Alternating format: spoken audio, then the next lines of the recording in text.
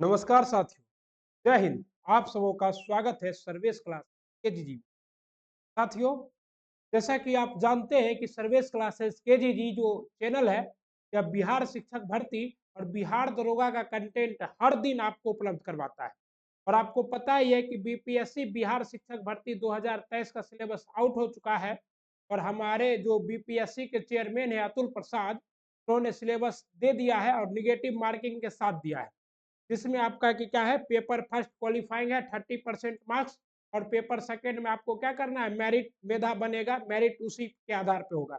जिसमें आपको सिलेबस में एक विशेष रूप से बताया गया है आधुनिक भारत का इतिहास के तहत भारतीय राष्ट्रीय आंदोलन क्या होगा, पूरा का पूरा भारतीय राष्ट्रीय आंदोलन को अलग करके दिया गया है। किसमें? सिलेबस में। इसका मतलब यह है कि भारतीय राष्ट्रीय आंदोलन हर एग्जाम में आएगा, चाहे वो पीआरटी का हो, टीजीटी का हो या पीजीटी का हो।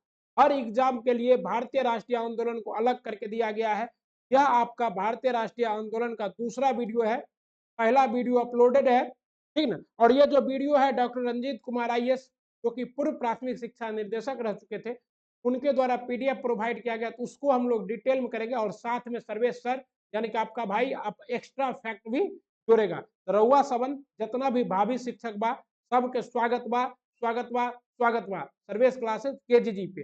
ओके। और जे भी नया हमारे भैया जुड़ रहो हन, जे भी जुड़ रहो हन, सब आदमी की करबो, वीडियो के पूरा देखियो, अच्छा लगे लाइक सब्सक्राइब और शेयर करना है। ओके साथियों, स्टार्ट करते हैं। और अपना नारा ही है, शिक्षक तो बनना ही है।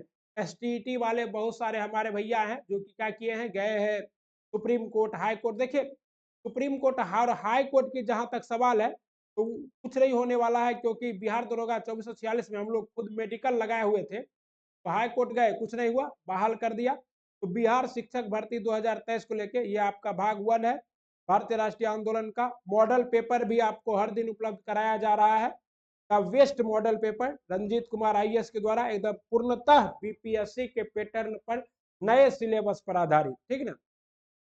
ओके। और एक बात याद रखिएगा, शिक्षक वो किसान है जो दिमाग में ज्ञान का बीज बोता है। डॉक्टर क्या करता है, जान बचाता है। ओके। इंजीनियर क्या करता है, मैन्युफैक्चरिंग करता है। लेकिन शिक्षक क्या करता है, समाज का निर्माता होता है, देश का निर्माता होता है। आप लोगों को शिक्षक बनना है। और ये अभी तक 3 मॉडल सेट अवेलेबल है, तो आप लोग उसको देखिए, अपना खूब सारा प्यार दीजिए। ओके। और कोई भी समस्या हो कमेंट बॉक्स में कमेंट कीजिए, टेलीग्राम से जुड़ जाइए पीडीएफ के लिए।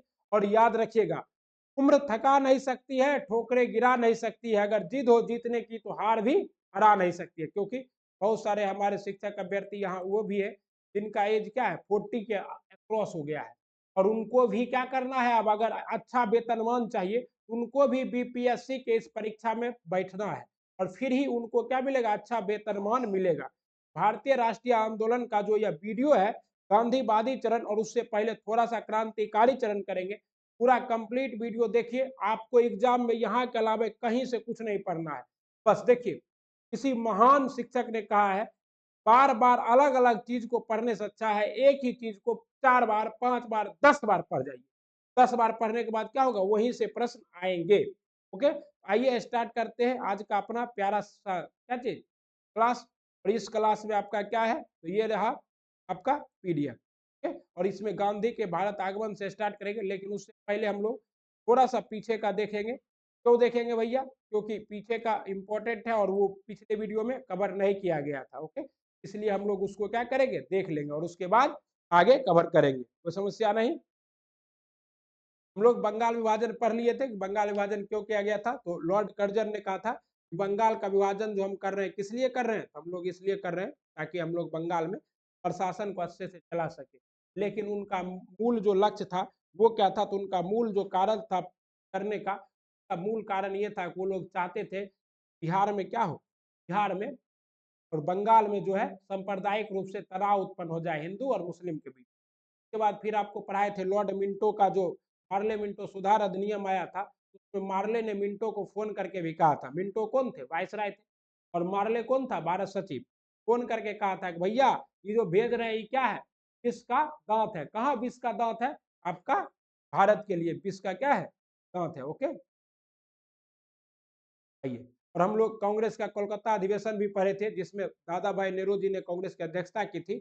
और क्या किया था तो दादा भाई नेहरू जी ने सबसे पहले उन्होंने जो है स्वराज शब्द को दिया था, ठीक है। लेकिन स्वराज सब पूर्ण स्वराज की मांग लाहौर अधिवेशन में किया गया था, पिछले वीडियो में करा दिया गया है। उसके बाद आपको दिल्ली दरबार भी बता दिए थे कि दिल्ली दरबार में कैसे रास बिहारी बोस ने क्या किया था। रास बिहारी बोस ने दिल्ली दरबार में बम मारा था, किस पे, लॉर्ड हार्डिंग द्वितीय पे। लेकिन लॉर्ड हार्डिंग द्वितीय नहीं मरे थे, उसका सिर्फ बहावत मारा गया था। आइए स्टार्ट करते हैं आज का अपना प्यारा वीडियो। और हमने बताया था कि क्रांतिकारी आंदोलन की शुरुआत कहां से होती है। क्रांतिकारी आंदोलन की शुरुआत महाराष्ट्र से होती है। और चित पावन ब्राह्मण, जिस ब्राह्मण वंश के ही कौन थे आपके, केशवा थे। इसी वंश के ब्राह्मणों ने सबसे पहले क्या किया, अंग्रेज के खिलाफ विद्रोह में भाग लिया। और दामोदर और बाल कृष्ण चापेकर ने 22 जून 1857 के पुणे के प्लेग, क्योंकि प्लेग फैल गया और जो पैसा आ रहा था उसका अनियमितता कर रहा था, इसलिए क्या किया, समझ गए, उड़ा दिया गर्दन, फिर हत्या कर दी। और हिंदू धर्म में, ओके। और उसके बाद फिर अभिनव भारत के बारे में बताए थे कि यह मोस्ट इंपॉर्टेंट है, क्योंकि अभिनव भारत जो है यही आपका 1904 में जो गठित होता है बी.डी. सावरकर के द्वारा। बाद में ये 1999 में क्या रहता है, मित्र मेला रहता है, बाद में अभिनव भारत बनता है। तो बी.डी. सावरकर क्या है, बीजेपी का पोस्टर बॉय है और वर्तमान में चर्चा का विषय है। और कहा महाराष्ट्र सरकार ने बी.डी. सावरकर दिवस मनाने की भी घोषणा कर दी है, इसलिए ये इंपॉर्टेंट है, ओके। उसके बाद हम लोग बंगाल में पढ़े थे कि कैसे 1905 के बाद बंगाल में क्रांतिकारी घटनाओं का आगाज माना जाता है। अनुशीलन समिति का स्थापना 1902 में किया गया था ढाका में, जो कि एक क्रांतिकारी संगठन थी। उसके बाद क्या है, जितेंद्र नाथ बनर्जी और वीरेंद्र नाथ घोष ने किया था। और फिर क्या है, इस समिति के अलावा आतंकवादी गतिविधियों का संचालन स्वदेश बांधव समिति भी करती थी, स्वार्थ समिति, ये सब कराया हुआ है। फिर आपको बताए थे कि अरविंद घोष ने वंदे मातरम जो लिखा था, ये किस में, आनंद मठ में प्रकाशित है। 1896 के भारतीय राष्ट्रीय कांग्रेस के अधिवेशन में पहली बार गाया गया था। अध्यक्षता रहीमतुल्लाह सियानी जी कर रहे थे। भूपेंद्र नाथ दत्त ने युगांतर की स्थापना की थी, ओके। ये सब आपको क्या है, कराया हुआ है। साथ ही आपको ये भी बताए थे। अब हम लोग आगे करते हैं, ठीक। और ये खुदीराम बोस का जो वीडियो है, ये आपको हमारे चैनल पर पूरा डिटेल में मिल जाएगा, खुदीराम बोस के द्वारा, ठीक। पता है, खुदीराम बोस और प्रफुल्ल चाकी ने 30 अप्रैल 1908 को, मोस्ट इंपोर्टेंट इसलिए है कि यह घटना कहाँ हुई थी, ने बिहार के मुजफ्फरपुर में। क्या थे, लॉर्ड किंग्सफोर्ड, जो कि क्या थे, मुजफ्फरपुर के तत्कालीन जज थे। वो उससे पहले बंगाल के जज थे। और स्वदेशी आंदोलन के दरमियान जो है बहुत सारे लोगों को गलत तरीके से सजा दे दिए थे, कौन, लॉर्ड किंग्स।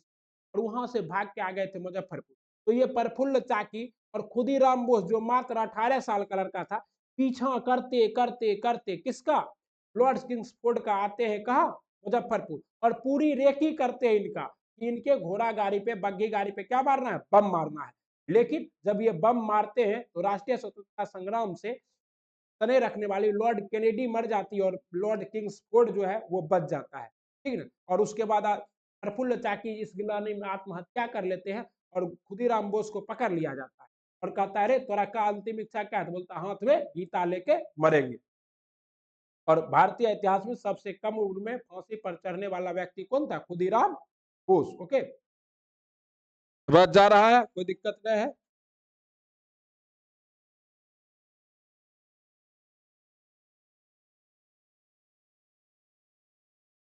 चलिए, कहता है, खुदीराम बोस को फांसी घटना के बाद अरविंद घोष को उचित साक्ष्य के अभाव में छोड़ दिया गया, ठीक है। अरविंद घोष को, और अरविंद घोष की जो पैरवी है ये किसने किया था, चित्तरंजन दास ने।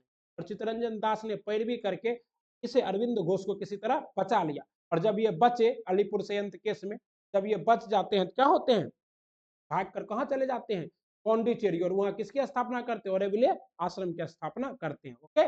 ये सब आप लोगों को पता है। और नहीं पता है तो बस 2 बार वीडियो को देखना है, फिर यकीन मानिए, जितना कहानी के साथ, स्टोरी टेलिंग के साथ आपको इतिहास मैं करा रहा हूं, किसी और चैनल पर अवेलेबल नहीं है, जाके आप देख लीजिए। बंगाल में जितिन, और ये मत सोचिए कि कम सब्सक्राइबर है तो गड़बड़, ठीक है। बंगाल में जितेंद्र नाथ मुखर्जी को बाघा जतीन, बाघा जतीन क्यों कहा जाता है, क्योंकि बेचारा 57 दिन तक भूख हड़ताल कर कर क्या हुए थे, मर गए थे। महान क्रांतिकारी रास बिहारी बोस थे। कलकत्ता में दिल्ली राजधानी परिवर्तन के समय लॉर्ड हार्डिंग पर फेंके गए बम की योजना बनाई थी। और 22 दिसंबर 1912 को घटना के बाद बोस जापान चले गए। और अवध बिहारी, अमीर चंद और लाला मुकुंद बसंत कुमार आदि गिरफ्तार हुए। इस पर दिल्ली संयंत्र केस कहते हैं, दिल्ली संयंत्र केस भी हुआ था। ओके, अरविंद घोष कालांतर में आतंकवादी क्रियाकलापों से अलग होकर सन्यासी हुए तथा पांडिचेरी आश्रम चले गए, और पांडिचेरी में क्या किए, बड़े विले आश्रम की स्थापना की। किसके, बड़े विले आश्रम, ठीक है। और यही आश्रम में गांधी जी, अरविंदो घोष ने किस ध्यान दिया था, निष्क्रिय विरोध का, इस विरोध का सिद्धांत। ये निष्क्रिय विरोध का सिद्धांत के तहत क्या था, कि ऐसा विरोध करना है कि क्या कर रहे, कुछ ना, मतलब लिखित रूप में विरोध। और ब्रह्म बंदोपाध्याय ने सर्वप्रथम रविन्द्रनाथ टैगोर को क्या कहा था, देव कहा था। ब्रह्म बंदोपाध्याय ने सर्वप्रथम गुरु। और रविन्द्रनाथ टैगोर तो बहुत बड़ी हस्ती थे, क्योंकि इन्हें 1913 में क्या मिल गया था, गीतांजलि के लिए विश्व का नोबेल पुरस्कार मिल गया। तो इनको केसरी हिंद की उपाधि दी गई थी, तो वो और क्या थी, नाइटहुड की भी उपाधि दी गई थी। तो वो सब उपाधि इन्होंने क्या किया, लौटा दिया जलियांवाला बाग हत्याकांड के बाद। है पंजाब, पंजाब में क्रांतिकारी आतंकवाद का उदय बार बार पड़ने वाले अकाल और भू राजस्व तथा सिंचाई करों में वृद्धि के परिणाम स्वरूप हुआ।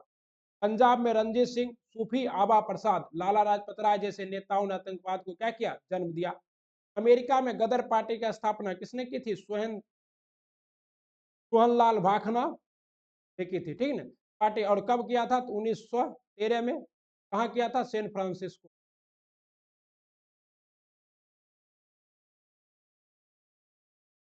ये ऐसा नहीं है कि अभी जो भारतीय सिख है वो अमेरिका या कनाडा पहुंचे, वो बहुत दिन से हैं।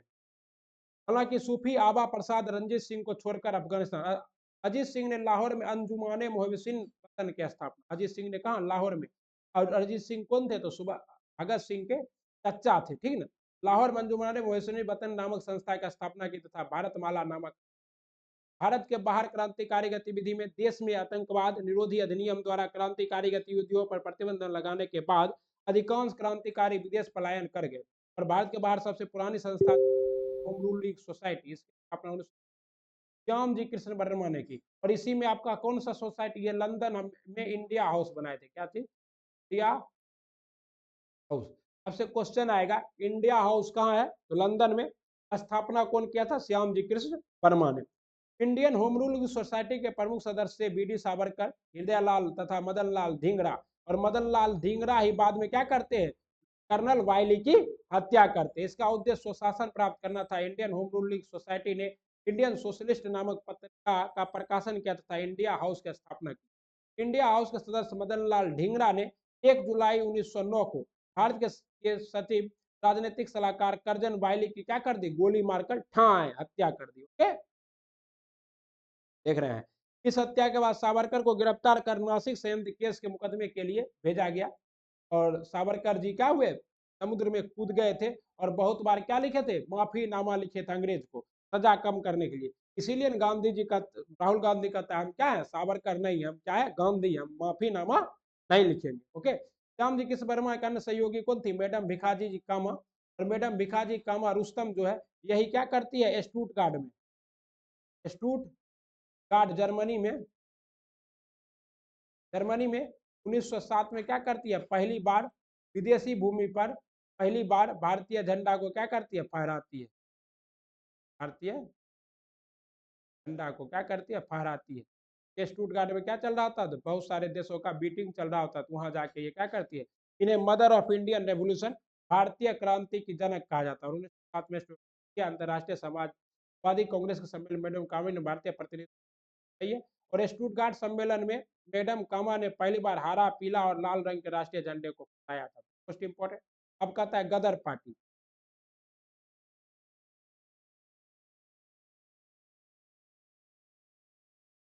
अब क्या है कि अब क्या है कि लिखा जाता है, चलिए। गदर पार्टी 1907 में रामनाथ पुरी ने यूएसए में सर्कुलर ए आजादी तथा बैरकपुर के तारक नाथ दास ने हिंदुस्तान का प्रकाशन किया, जो राष्ट्रीय भावना से क्या थे, ओतप्रोत थे। अमेरिका में भारतीय द्वारिका प्रसाद ने 1907 में कैलिफोर्निया में भारतीय स्वतंत्रता लीग की स्थापना की। नवंबर 1913 में स्वर्ण सिंह भाखड़ा ने Indian Hind association of America की स्थापना की। हिंद एसोसिएशन ऑफ अमेरिका ने अंग्रेजी, उर्दू, मराठी और पंजाबी में एक साथ क्या किया, गदर या हिंदुस्तान। कौन कौन भाषा में गदर पत्रिका निकलता था, अंग्रेजी, उर्दू, मराठी और पंजाबी। इसलिए कहा जाता है जब गदर पत्रिका इतना फेमस हो गया, ये जो हिंदी एसोसिएशन ऑफ अमेरिका था, इसी का नाम बदल कर क्या हो गया, गदर पार्टी हो गया। गदर आंदोलन के नाम पर ही हिंद एसोसिएशन ऑफ अमेरिका का नाम गदर आंदोलन पड़ा। लाला हरदयाल ने 1913 में जुड़े इस संस्था के पथ प्रदर्शक भी थे।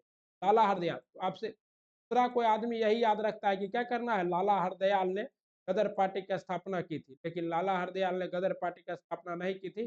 गदर पार्टी की स्थापना किसने किया था, आपका स्वयं सिंह भाखना ने किया था। ओके, है लाला महेंद्र प्रताप ने जर्मनी के सहयोग से अफगानिस्तान के काबुल नगर में दिसंबर 1915 में अंतरिम सरकार की स्थापना कर दी थी। किसने, राजा महेंद्र प्रताप ने। ओके बा, महेंद्र प्रताप के मंत्रिमंडल के अंदर से बख्तुल्ला प्रधानमंत्री, मौलाना अब्दुल मौलाना कबीर इसलिए ये पूछा जाता है कि राजा महेंद्र ने कहा समानांतर सरकार की स्थापना की थी, तो अफगान कहाँ की थी। ठीक है साथियों, कहता है मद्रास प्रांत में नीलकंठ ब्रह्मचारी ने तथा बाची अय्यर के गुप्त रूप से भारत माता समिति, अय्यर ने 1911 में तिरुवल्ली में मजिस्ट्रेट ओसे की हत्या कर दी, ओसे की हत्या, और 1905 में बंगाल विभाजन भारतीय राष्ट्रीय आंदोलन का चरण। अब आइए सबसे इंपॉर्टेंट क्या है, प्रथम विश्व युद्ध। प्रथम विश्व युद्ध कब से कब तक होता है, पता है, प्रथम विश्व युद्ध, प्रथम विश्व युद्ध 1914 से स्टार्ट होता है और 1919 में खत्म होता है। यूरोप महाद्वीप में 4 अगस्त 1914 को शुरू हुआ। प्रथम विश्व युद्ध में एक तरफ जर्मनी, ऑस्ट्रिया और टर्की थे, इसे धुरी राष्ट्र कहा गया, और दूसरी ओर क्या थे, फ्रांस, रूस और इंग्लैंड। भारत भी इंग्लैंड का उपनिवेश होने के नाते प्रथम विश्व युद्ध में भाग लिया। भारत ने कुछ राजनीतिक पार्टियां जैसे कांग्रेस, मुस्लिम लीग और क्या है, मॉडरेट नेशनल राजवाड़े आदि, तिलक और गांधी ने भी सरकार का समर्थन किया, क्योंकि गांधी जी को क्या कहा, अंग्रेज ने कहा अगर आप क्या करते हैं, हमारा सहयोग करते हैं, हमारा क्या करते हैं, अगर हमारा सहयोग करते हैं, हमारा सरकार जीत जाता है इंग्लैंड, तो आपको क्या करेंगे, आजाद कर देंगे। गांधी जी ने बहुत सहयोग किया, और इतना न भारतीय को इसमें शामिल करवा दिया कि गांधी जी को कहा गया भर्ती करने वाला सार्जेंट, लेकिन फल क्या मिला, वही ढाक के 3 आम। मोहम्मद अली, हसन इमाम जैसे मुस्लिम नेताएं क्या थे इसके खिलाफ में। है, अब कहता है कामागाटा मारू की, क्या है, कामागाटा मारू की घटना। कामागाटा मारू की घटना क्या थी, ये प्रसिद्ध घटना था, और ये कब हुआ था, 1914 में हुआ था। क्या हुआ था, तो गुरुदत्त नाम के एक व्यापारी थे, तो गुरुदत्त नाम के ये व्यापारी जो थे, ये कहाँ जा रहे थे, तो कनाडा जा रहे थे। कनाडा सरकार ने डायरेक्ट इंडिया से किसी आने पर प्रतिबंध लगा दिया। इन्होंने क्या किया, एक कामागाटा मारू नाम का जहाज लिया और चल पड़े, कहाँ, कनाडा। लेकिन जब ये कनाडा पहुंचे तो युद्ध छिड़ गया था और इनको कनाडा में प्रवेश करने नहीं दिया गया। फिर ये वापस आए, जब वापस आए तो इनको क्या किया गया, जब उतरे इन पर चढ़े हुए लोगों ने क्या किया, विरोध कर दिया।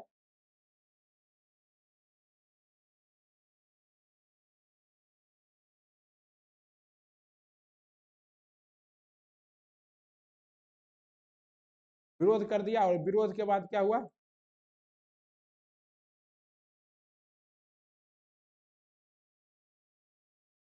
देखते हैं कहना आता है।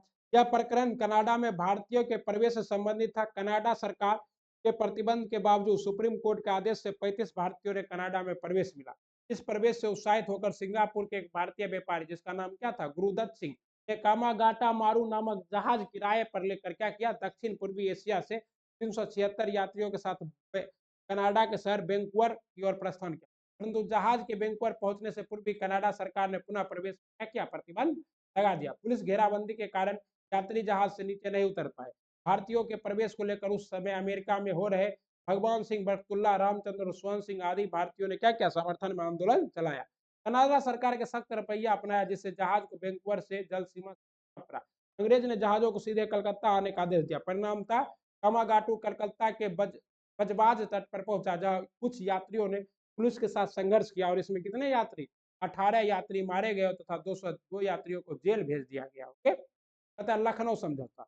लखनऊ समझौता मोस्ट इंपॉर्टेंट है, क्योंकि लखनऊ समझौता में आपका क्या चलता है, एसी चलता है। एसी का मतलब क्या है, इसमें जो है इसकी अध्यक्षता अंबिका चरण मजूमदार करते हैं, और साथ ही साथ क्या होता है, तो जो मुस्लिम लीग है और आपका क्या है, जो कांग्रेस पार्टी है, सब में क्या होता है, गरम दल नरम दल सभी एक हो जाते हैं, ठीक है। और इसकी अध्यक्षता कौन करते हैं, अंबिका चरण मजूमदार। तो आप लोग याद रखिएगा, इसी में आपका क्या चलता है, एसी चलता, एसी। एसी चलेगा तो ठंडा आ जाएगा, ठंडा आ जाएगा तो सबका गर्म दिमाग क्या होगा, ठंडा आएगा, और सब क्या करेगा, इसमें भाग। 1916 की अधिवेशन की महत्वपूर्ण घटनाएं थी। इन उग्रवादियों को 9 वर्ष पहले कांग्रेस से निकाल दिया गया था, उनकी क्या हो गई, वापसी हो गई और कांग्रेस और मुस्लिम लीग के बीच क्या हो गया, समझौता हो गया। 1913 में मुस्लिम लीग के लखनऊ अधिवेशन में पहली बार जिन्ना ने हिस्सा लिया। उसी वर्ष कांग्रेस के कराची अधिवेशन में भी जिन्ना उपस्थित हुए थे। जिन्ना के व्यक्तिगत प्रयास से 1915 में बंबई में कांग्रेस लीग का अधिवेशन हुआ। लीग और कांग्रेस द्वारा संयुक्त समिति ने मिलकर एक संयुक्त योजना बनाई जिसे लखनऊ में स्वीकार किया गया, ठीक है ना। कहता है कांग्रेस और कहता है लखनऊ पैक्ट के द्वारा कांग्रेस की पहली बार मुसलमानों के लिए प्रथम निर्वाचन मंडल की मांग को औपचारिक रूप से स्वीकारा, जो कि कांग्रेस की क्या थी, महान भूल थी कि कांग्रेस ने क्या किया, मुसलमानों के लिए पृथक निर्वाचन पद्धति को मान लिया। कब, 1916 में। कांग्रेस ने लीग की अग्निकटता असहयोग आंदोलन के स्थगित होने तक रही। कांग्रेस ने लखनऊ के सम्मेलन में उग्रवादी और उदारवादियों को पुनः एकजुट होने के लिए तिलक और एनी बेसेंट की भूमिका क्या थी, तिलक और एनी बेसेंट की भूमिका क्या थी।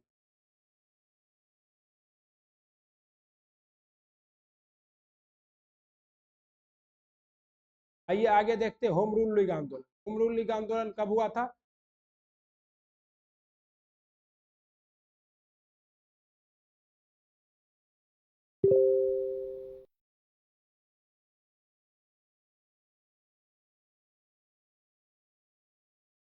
होम रूल लीग आंदोलन की स्थापना 1916 ईस्वी में की गई थी। ओके, और 1916 ईस्वी में जब होम रूल लीग की आंदोलन किया, इसमें दो व्यक्ति महत्वपूर्ण थे, एक कौन, आपके तिलक जी, और दूसरे कौन थे, आपके एनी बेसेंट। तिलक और एनी बेसेंट ने मिलकर क्या किया, होम रूल लीग आंदोलन चलाया। बाल गंगाधर तिलक द्वारा 28 अप्रैल 1916 को बेलगांव पुणे में होम रूल लीग की स्थापना की गई। इसके 5 महीने बाद श्रीमती एनी बेसेंट ने सितंबर 1916 में क्या किया, होम रूल स्थापना कर दी। ओके, कहता है इस आंदोलन की योजना मूलतः एनी बेसेंट द्वारा बनाई गई। होम रूल लीग का मतलब क्या होता है, घर का शासन, होम रूल, होम मतलब होम, शासन मतलब शासन, ठीक है। इस आंदोलन की योजना और 2 जनवरी 1914 को अपने कॉमनवेल्थ समाचार पत्र में एनी बेसेंट, दो समाचार पत्र महत्वपूर्ण है, कौन से, एक कॉमनवेल्थ और दूसरा आपका क्या है, न्यू इंडिया, क्योंकि क्या थी, इनकी ही समाचार पत्र, कॉमनवेल्थ और न्यू इंडिया समाचार पत्र, इसमें धार्मिक स्वतंत्रता, राष्ट्रीय शिक्षा, सामाजिक और राजनीतिक उद्देश्य को अपना आधारभूत कार्यक्रम बनाया। तिलक और एनी बेसेंट ने अपने अपने आंदोलन चलाने के लिए क्षेत्र का बंटवारा कर लिया। तिलक के हिस्से में कर्नाटक, महाराष्ट्र, बंबई को छोड़कर मध्य प्रांत, बरार तथा वही शेष भारत किसके साथ साथ रह गया, एनी बेसेंट के साथ रह गया। ओके, मद्रास के लोग की सर्वाधिक शाखाएं थी, लेकिन बंबई, उत्तर प्रदेश के कुछ हिस्से, गुजरात में भी अधिक। कॉमनवेल्थ और न्यू इंडिया द्वारा एनी बेसेंट ने होम रूल लीग आंदोलन का क्या किया, खूब प्रचार प्रसार। क्वेश्चन आता भी है, तो होम रूल लीग के दौरान न्यू इंडिया और कॉमनवेल्थ किसकी पत्रिका थी, एनी बेसेंट की पत्रिका थी। ओके, मराठा और केसरी के माध्यम से तिलक ने होम रूल लीग आंदोलन का प्रचार किया। मराठा किस भाषा में छपता था, तो अंग्रेजी भाषा में, और केसरी किस भाषा में छपता था साथियों, तो मराठी भाषा। ओके, ध्वज अरुण डले को एनी बेसेंट ने लीग का सचिव बनाया, जबकि सी रामास्वामी और बीपी पाडिया को एनी बेसेंट 1917 में लीग को अखिल भारतीय स्वरूप एवं एनी बेसेंट ने प्रदान किया। और इसी वजह से क्या हुआ, 1917 में एनी बेसेंट का कद इतना बढ़ गया कि एनी बेसेंट को कांग्रेस ने क्या किया, अपने अध्यक्ष का पद का ऑफर दे दिया। गोपाल कृष्ण गोखले द्वारा स्थापित सामाजिक संस्था servant of India society, servant of India society की स्थापना किसने की, गोपाल कृष्ण गोखले ने। कब की थी, 1905 में की। जून 1917 में होम रूल लीग के आंदोलन के बढ़ते प्रभाव से सरकार चिंतित थी। इस कारण एनी बेसेंट, जॉर्ज एजविले और बीपी बाडिया को ब्रिटिश सरकार गिरफ्तार कर लिया। इसी दौरान सुब्रमण्यम अय्यर ने अपनी नाइट की उपाधि अंग्रेजों को लौटा दी। किसने, सुब्रमण्यम अय्यर, नाइट की उपाधि। 1917 में एनी बेसेंट कांग्रेस के अध्यक्ष चुनी गई। वह कांग्रेस के अध्यक्ष बनने वाली क्या थी, प्रथम महिला थी, प्रथम महिला थी।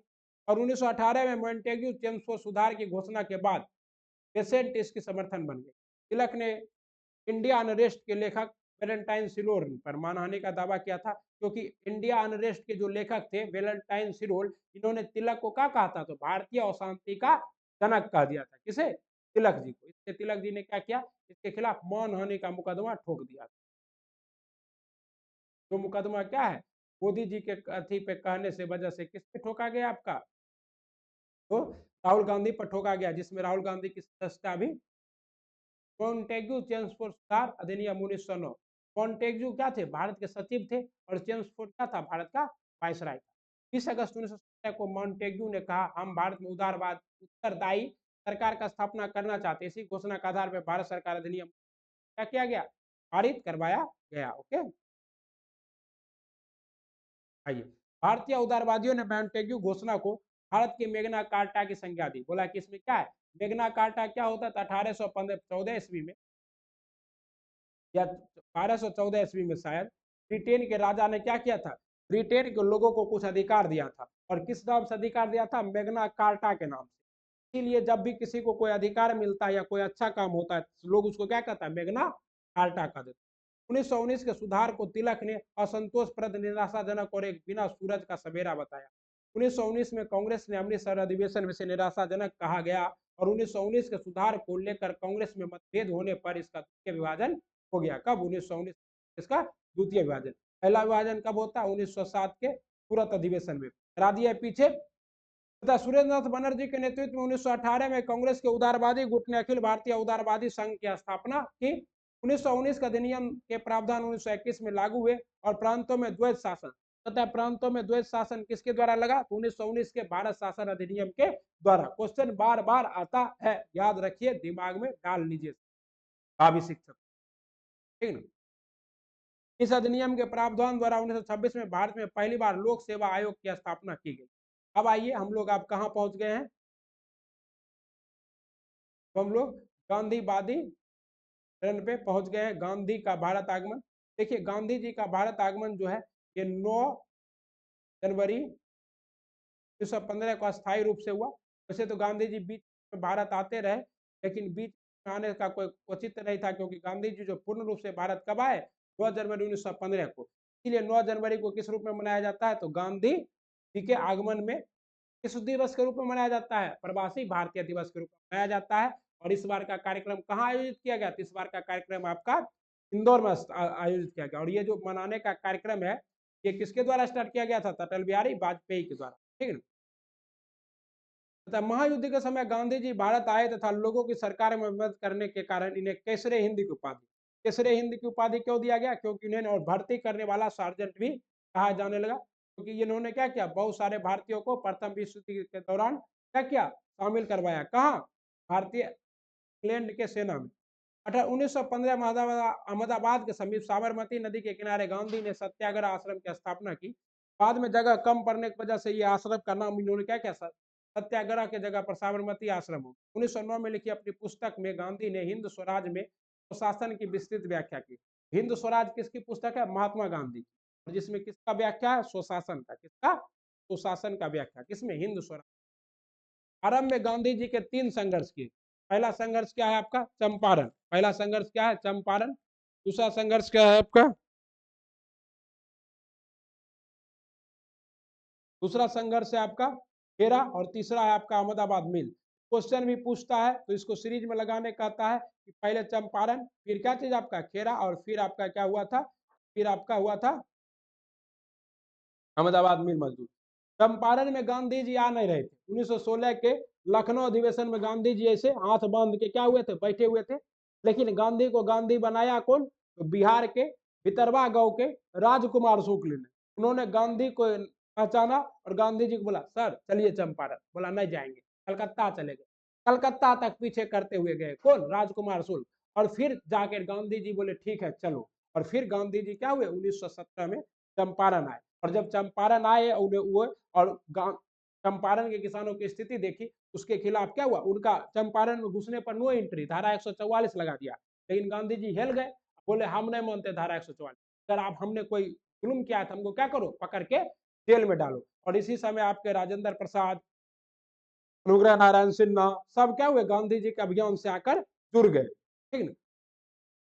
और फिर आखिरकार इस आंदोलन को थोड़ा सा सफलता मिल गया पहली बार, और बिना किसी मारपीट का। इस वजह से गांधी का यह प्रयोग बहुत फेमस हुआ। और रविंद्रनाथ टैगोर ने इसी समय गांधी को किसकी उपाधि दे दी, महात्मा की उपाधि दे दी, ठीक ना, याद रखिएगा। और चंपारण में क्या हुआ, तो एक FJ सलाई की अध्यक्षता में एक समिति गठित की गई, और उस समिति ने क्या किया, समिति ने करेगा क्या, बोला कि किसानों का जो नील की खेती, जो 3/20 भाग पर नील की खेती करवाते थे, 3/20 मतलब क्या है, 20 कट्ठा खेत, 3 कट्ठा खेत पर नील की खेती।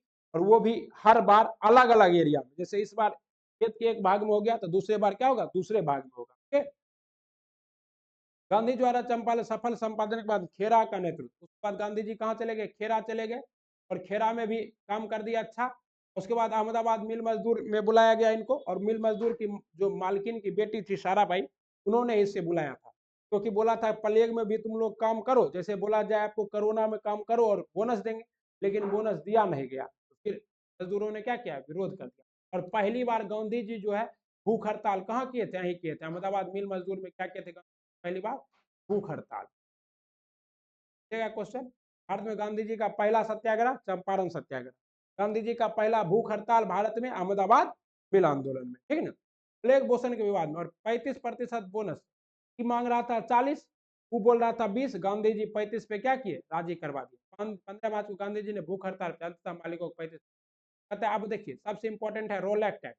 रोल एक्ट एक्ट कब आया, तो रोल एक्ट एक्ट आया 17 मार्च 1919 को। और रोल एक्ट एक्ट क्या था, तो प्रथम विश्व युद्ध के बाद जैसा कि वादा किया था ब्रिटिशर्स कि हम आपको क्या करेंगे, दे देंगे स्वतंत्रता या फिर बहुत सारा अधिकार, डोमिनियन स्टेट। जैसे ही क्या हुआ, युद्ध खत्म हुआ, गुलाबी लोग मांगते ओकरा से पहले की कर रोल एक्ट एक्ट लेके आ जो।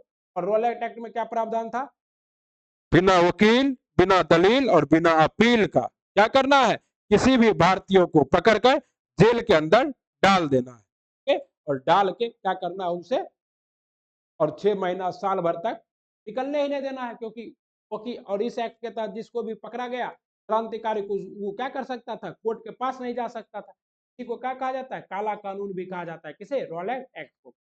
और इस समिति 1919 के केंद्रीय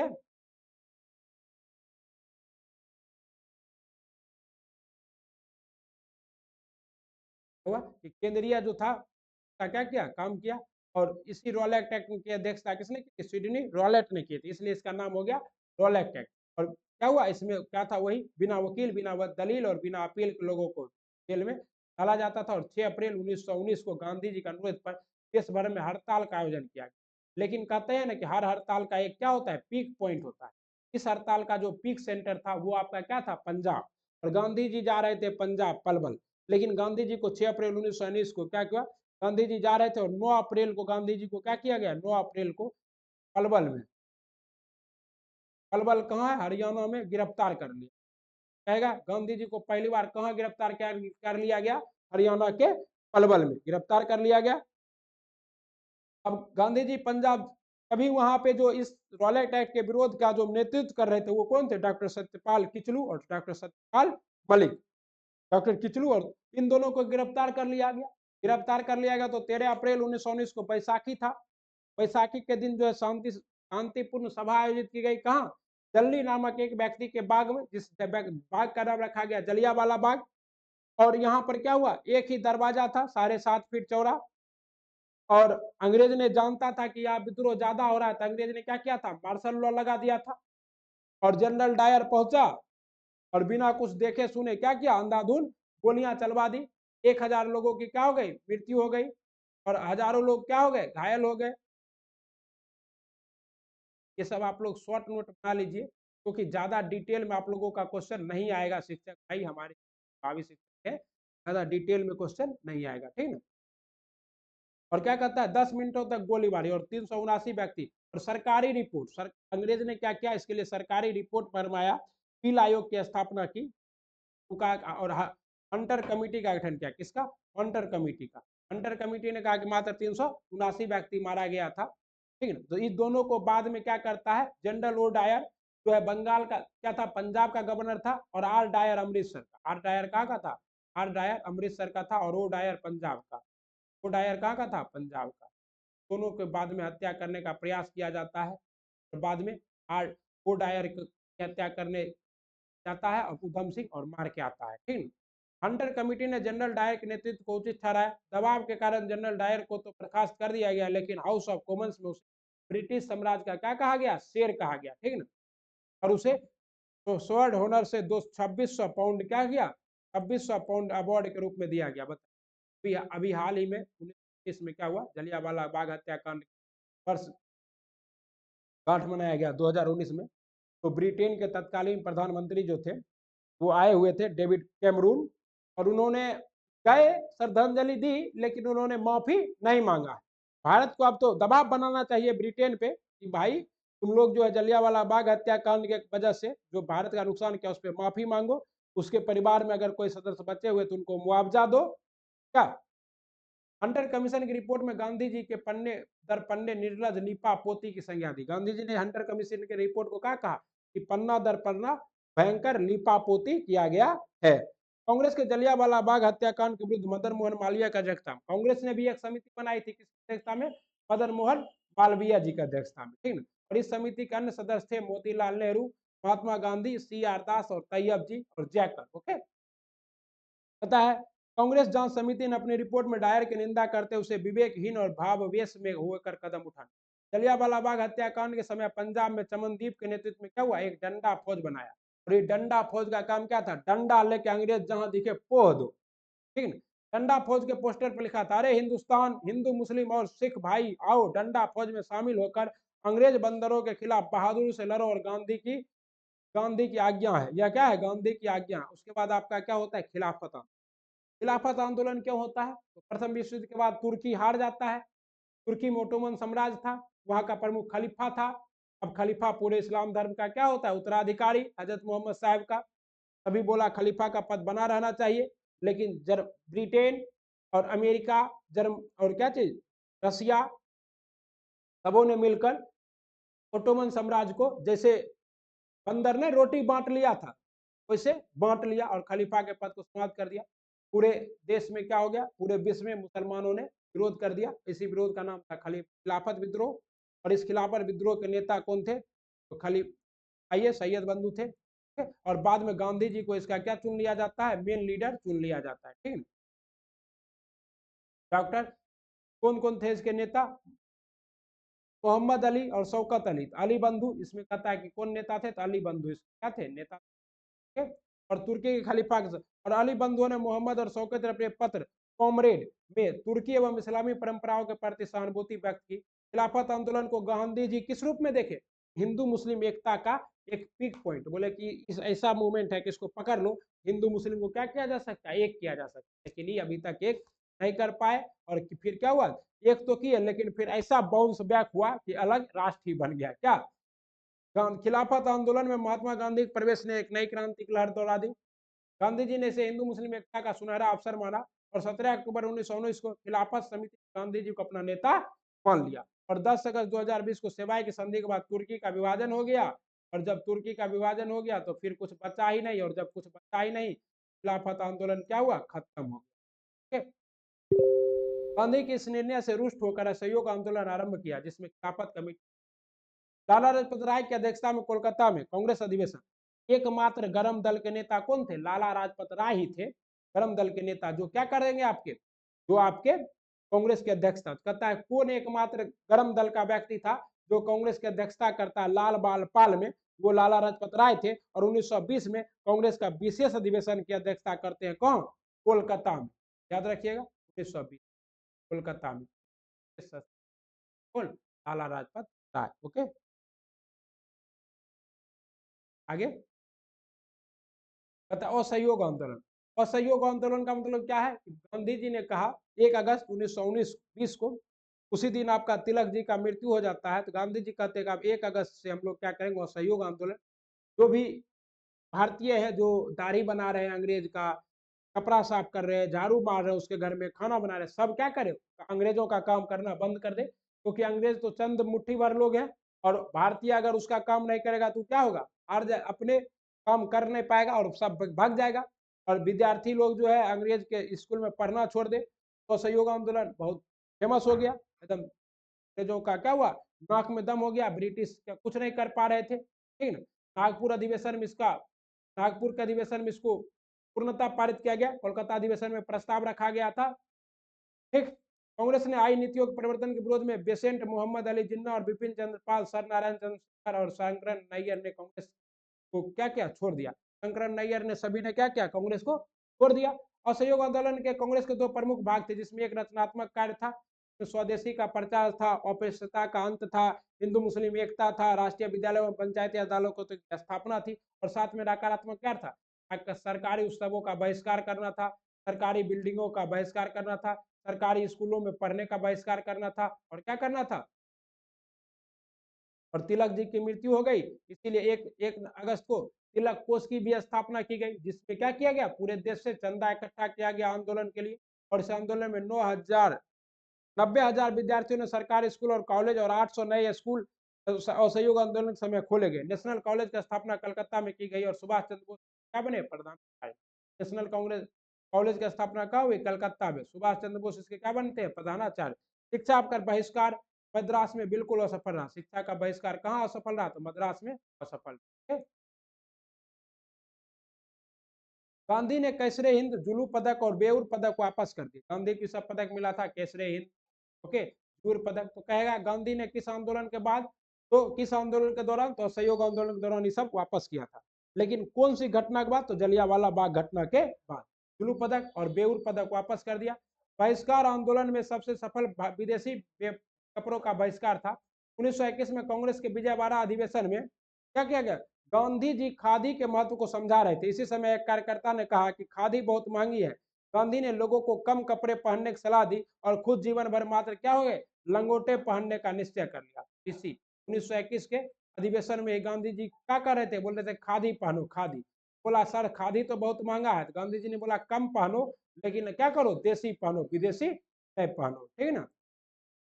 और 17 नवंबर 1921 को प्रिंस ऑफ वेल्स के भारत आगमन के समय सरकारी दमन से समूचे विरोध को क्या किया गया, सभा का आयोजन किया गया। खिलाफत और असहयोग आंदोलन हिंदू और मुस्लिम पास पास लाने का अधिक प्रभावकारी सिद्ध हुआ। दिसंबर 1921 में कांग्रेस के अहमदाबाद अधिवेशन में आंदोलन तेज करने का निर्णय लिया गया। इसी बीच आंदोलन के समय बढ़ रही हिंसा ने गांधी की चिंताओं को क्या कर दिया, दूर। अली बंधुओं के जोशीले भाषण। अगस्त 1921 में मालाबार में क्या हुआ, मोपला विद्रोह। पूछा जाएगा कि क्या है मोपला विद्रोह, किस आंदोलन के दौरान हुआ था, तो मोपला विद्रोह किस आंदोलन के दौरान, असहयोग आंदोलन के दौरान हुआ था। कहाँ हुआ था, तो मोपला कहाँ है, मोपला किस किसान को कहते हैं, तो मालाबार तट केरल के किसान को क्या कहते हैं, मोपला कहते हैं, ठीक है ना।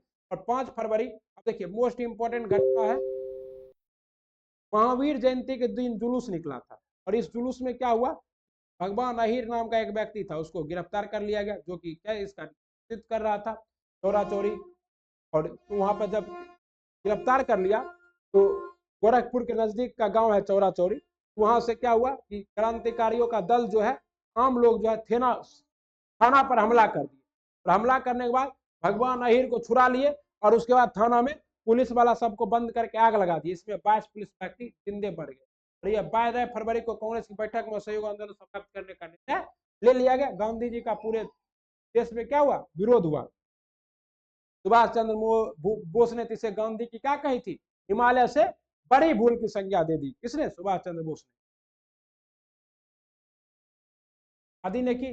पता है, यंग इंडिया में अपने आंदोलन वापस लेने के निर्णय के विषय में गांधी ने कहा कि आंदोलन को हिंसक होने से बचाने के लिए मैं हर एक अपमान और हर एक यातना, बहिष्कार, यहाँ तक कि मौत को भी सहने को तैयार हूँ। सरकार ने इस स्थिति का फायदा उठाकर 10 मार्च 1921 को गांधी जी को गिरफ्तार कर लिया और न्यायाधीश ब्लूमफील्ड ने गांधी को संतोष भड़काने का अपराध में 6 वर्ष की सजा दी। लेकिन वो बात अलग है कि मात्र 2 वर्ष बाद 1924 में गांधी जी की तबीयत खराब हो जाती है और गांधी जी को क्या किया जाता है, आजाद कर दिया जाता है।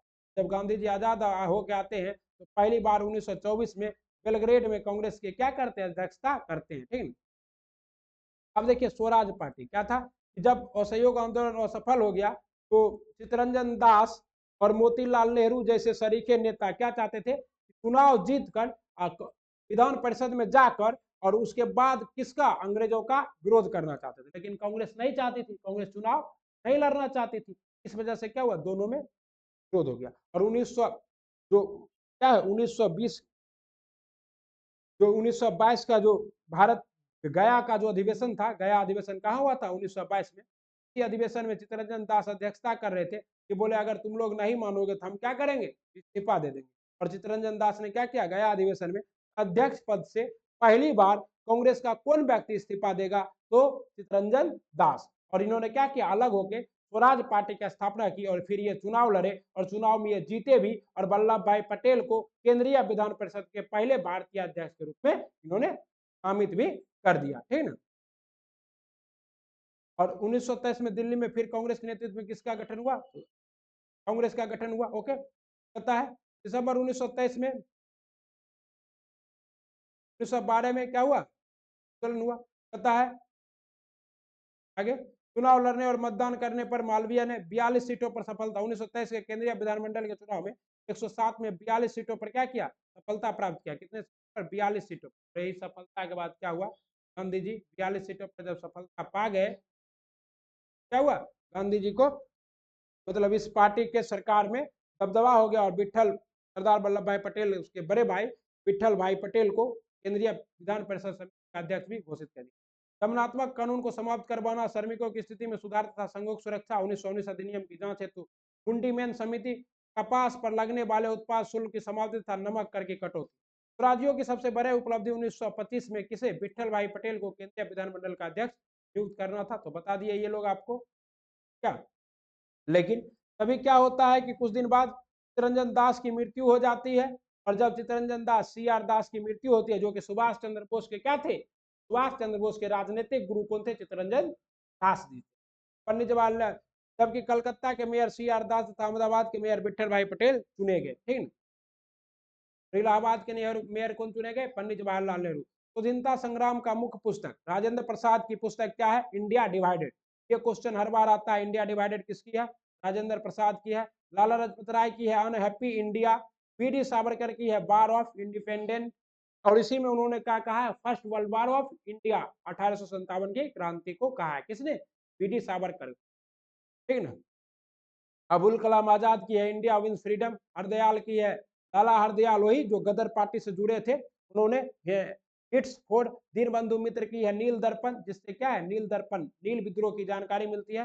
विजय तिलक की है गीता रस, जो कि ये मांडले जेल में जब पहली बार ये क्या हुए थे, जेल गए थे, और पत्रकारिता के मामले में पहली बार जेल जाने वाला पहला व्यक्ति कौन थे आपके, विजय तिलक जी थे, बाल गंगाधर तिलक जी थे, लोकमान्य बाल गंगाधर तिलक। इकबाल ने लिखा था तराने हिंद, और दयानंद सरस्वती ने लिखा था सत्यार्थ प्रकाश, और नारा दिया था वेदों की ओर लौटो। मोहनदास करमचंद गांधी की पुस्तक थी बाय एक्सपेरिमेंट विद टूरिस्ट, और हिंद स्वराज, कहते हिंद स्वराज भी इन्हीं की पुस्तक, ओके। और जवाहरलाल नेहरू ने डिस्कवरी ऑफ इंडिया, और बंकिम चंद्र चटर्जी ने glimpses of history. Glimpses of history किसने लिखी थी, जवाहरलाल नेहरू ने, ठीक है, यही लिखा था। और बंकिम चंद्र चटर्जी ने आनंद मठ और कपाल कुंडली।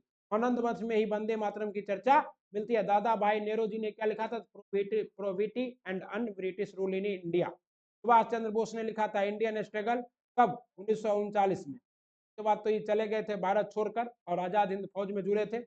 Annie Besant, how India fight for Hungary, ठीक है, ये किसने लिखा, भारत कैसे भूख से लड़ रहा है, ये किसने लिखा था, एनी बेसेंट ने। श्री चक्रवर्ती राजगोपालाचार्य ने लिखा था religion and culture versus reconciliation. Radha, और डॉक्टर S राधाकृष्णन जो भारत के पहले उपराष्ट्रपति बने थे, वो हिंदू व्यू ऑफ लाइफ, क्या लिखे थे, हिंदू व्यू ऑफ लाइफ। ये सभी पुस्तक क्या है, प्रसिद्ध पुस्तक है, क्या है, लिखा गया था इन सबों के द्वारा। तो आप लोग इसको क्या कीजिएगा, 2 बार देख के याद कर लीजिएगा, एक पुस्तक आपको एग्जाम में मिल जाएगा, I hope. Glimpses of history most important है, और क्या है, discovery of India Jawaharlal Nehru की पुस्तक है, और इंडियन स्ट्रगल किसकी पुस्तक है, तो सुभाष चंद्र बोस की पुस्तक है। ये सभी क्या है, मोस्ट इंपॉर्टेंट, ठीक। उसके बाद कहता है BR, और रिलीजन एंड सोसाइटी भी किसकी पुस्तक थी, तो राधा कृष्ण की। रिलीजन एंड कल्चर इंडियन, और फिलोसफी, क्योंकि ये फिलोसफर भी थे कौन, डॉक्टर सर्वपल्ली राधाकृष्णन, इन्हीं की पुस्तक थी philosophy east and west. BR Ambedkar Pakistan और द पार्टीशन ऑफ इंडिया, किसने लिखा था, BR अम्बेडकर। ये मोस्ट इंपॉर्टेंट है, पाकिस्तान और बी क्या थे, पाकिस्तान, आपका the partition of India. Harendra Nath Mukherjee ने लिखा था India struggle for freedom. Vipin Chandra Pal ने लिखा था मिसेज वेस्ट ए, और जॉर्ज गार्सियर ने modern vernacular literature of Hindustan, ठीक है। और CR की मृत्यु 16 जून 1925 के बाद स्वराज दल की शक्ति कम होने लगी। कालांतर में मदन मोहन मालवीय और लाला लाजपत राय ने स्वतंत्र कांग्रेस पार्टी की स्थापना की, जिसके पास राजनीतिक नरमवाद और स्पष्ट हिंदूवाद को मिला जुला कार्यक्रम था। 1925 में मोतीलाल नेहरू ने थल सेना के भारतीयकरण के लिए बनाई गई स्क्रीनिंग समिति स्वीकार कर ली। अंततः स्वराज पार्टी का अस्तित्व क्या हो गया, समाप्त हो गया, ठीक है ना।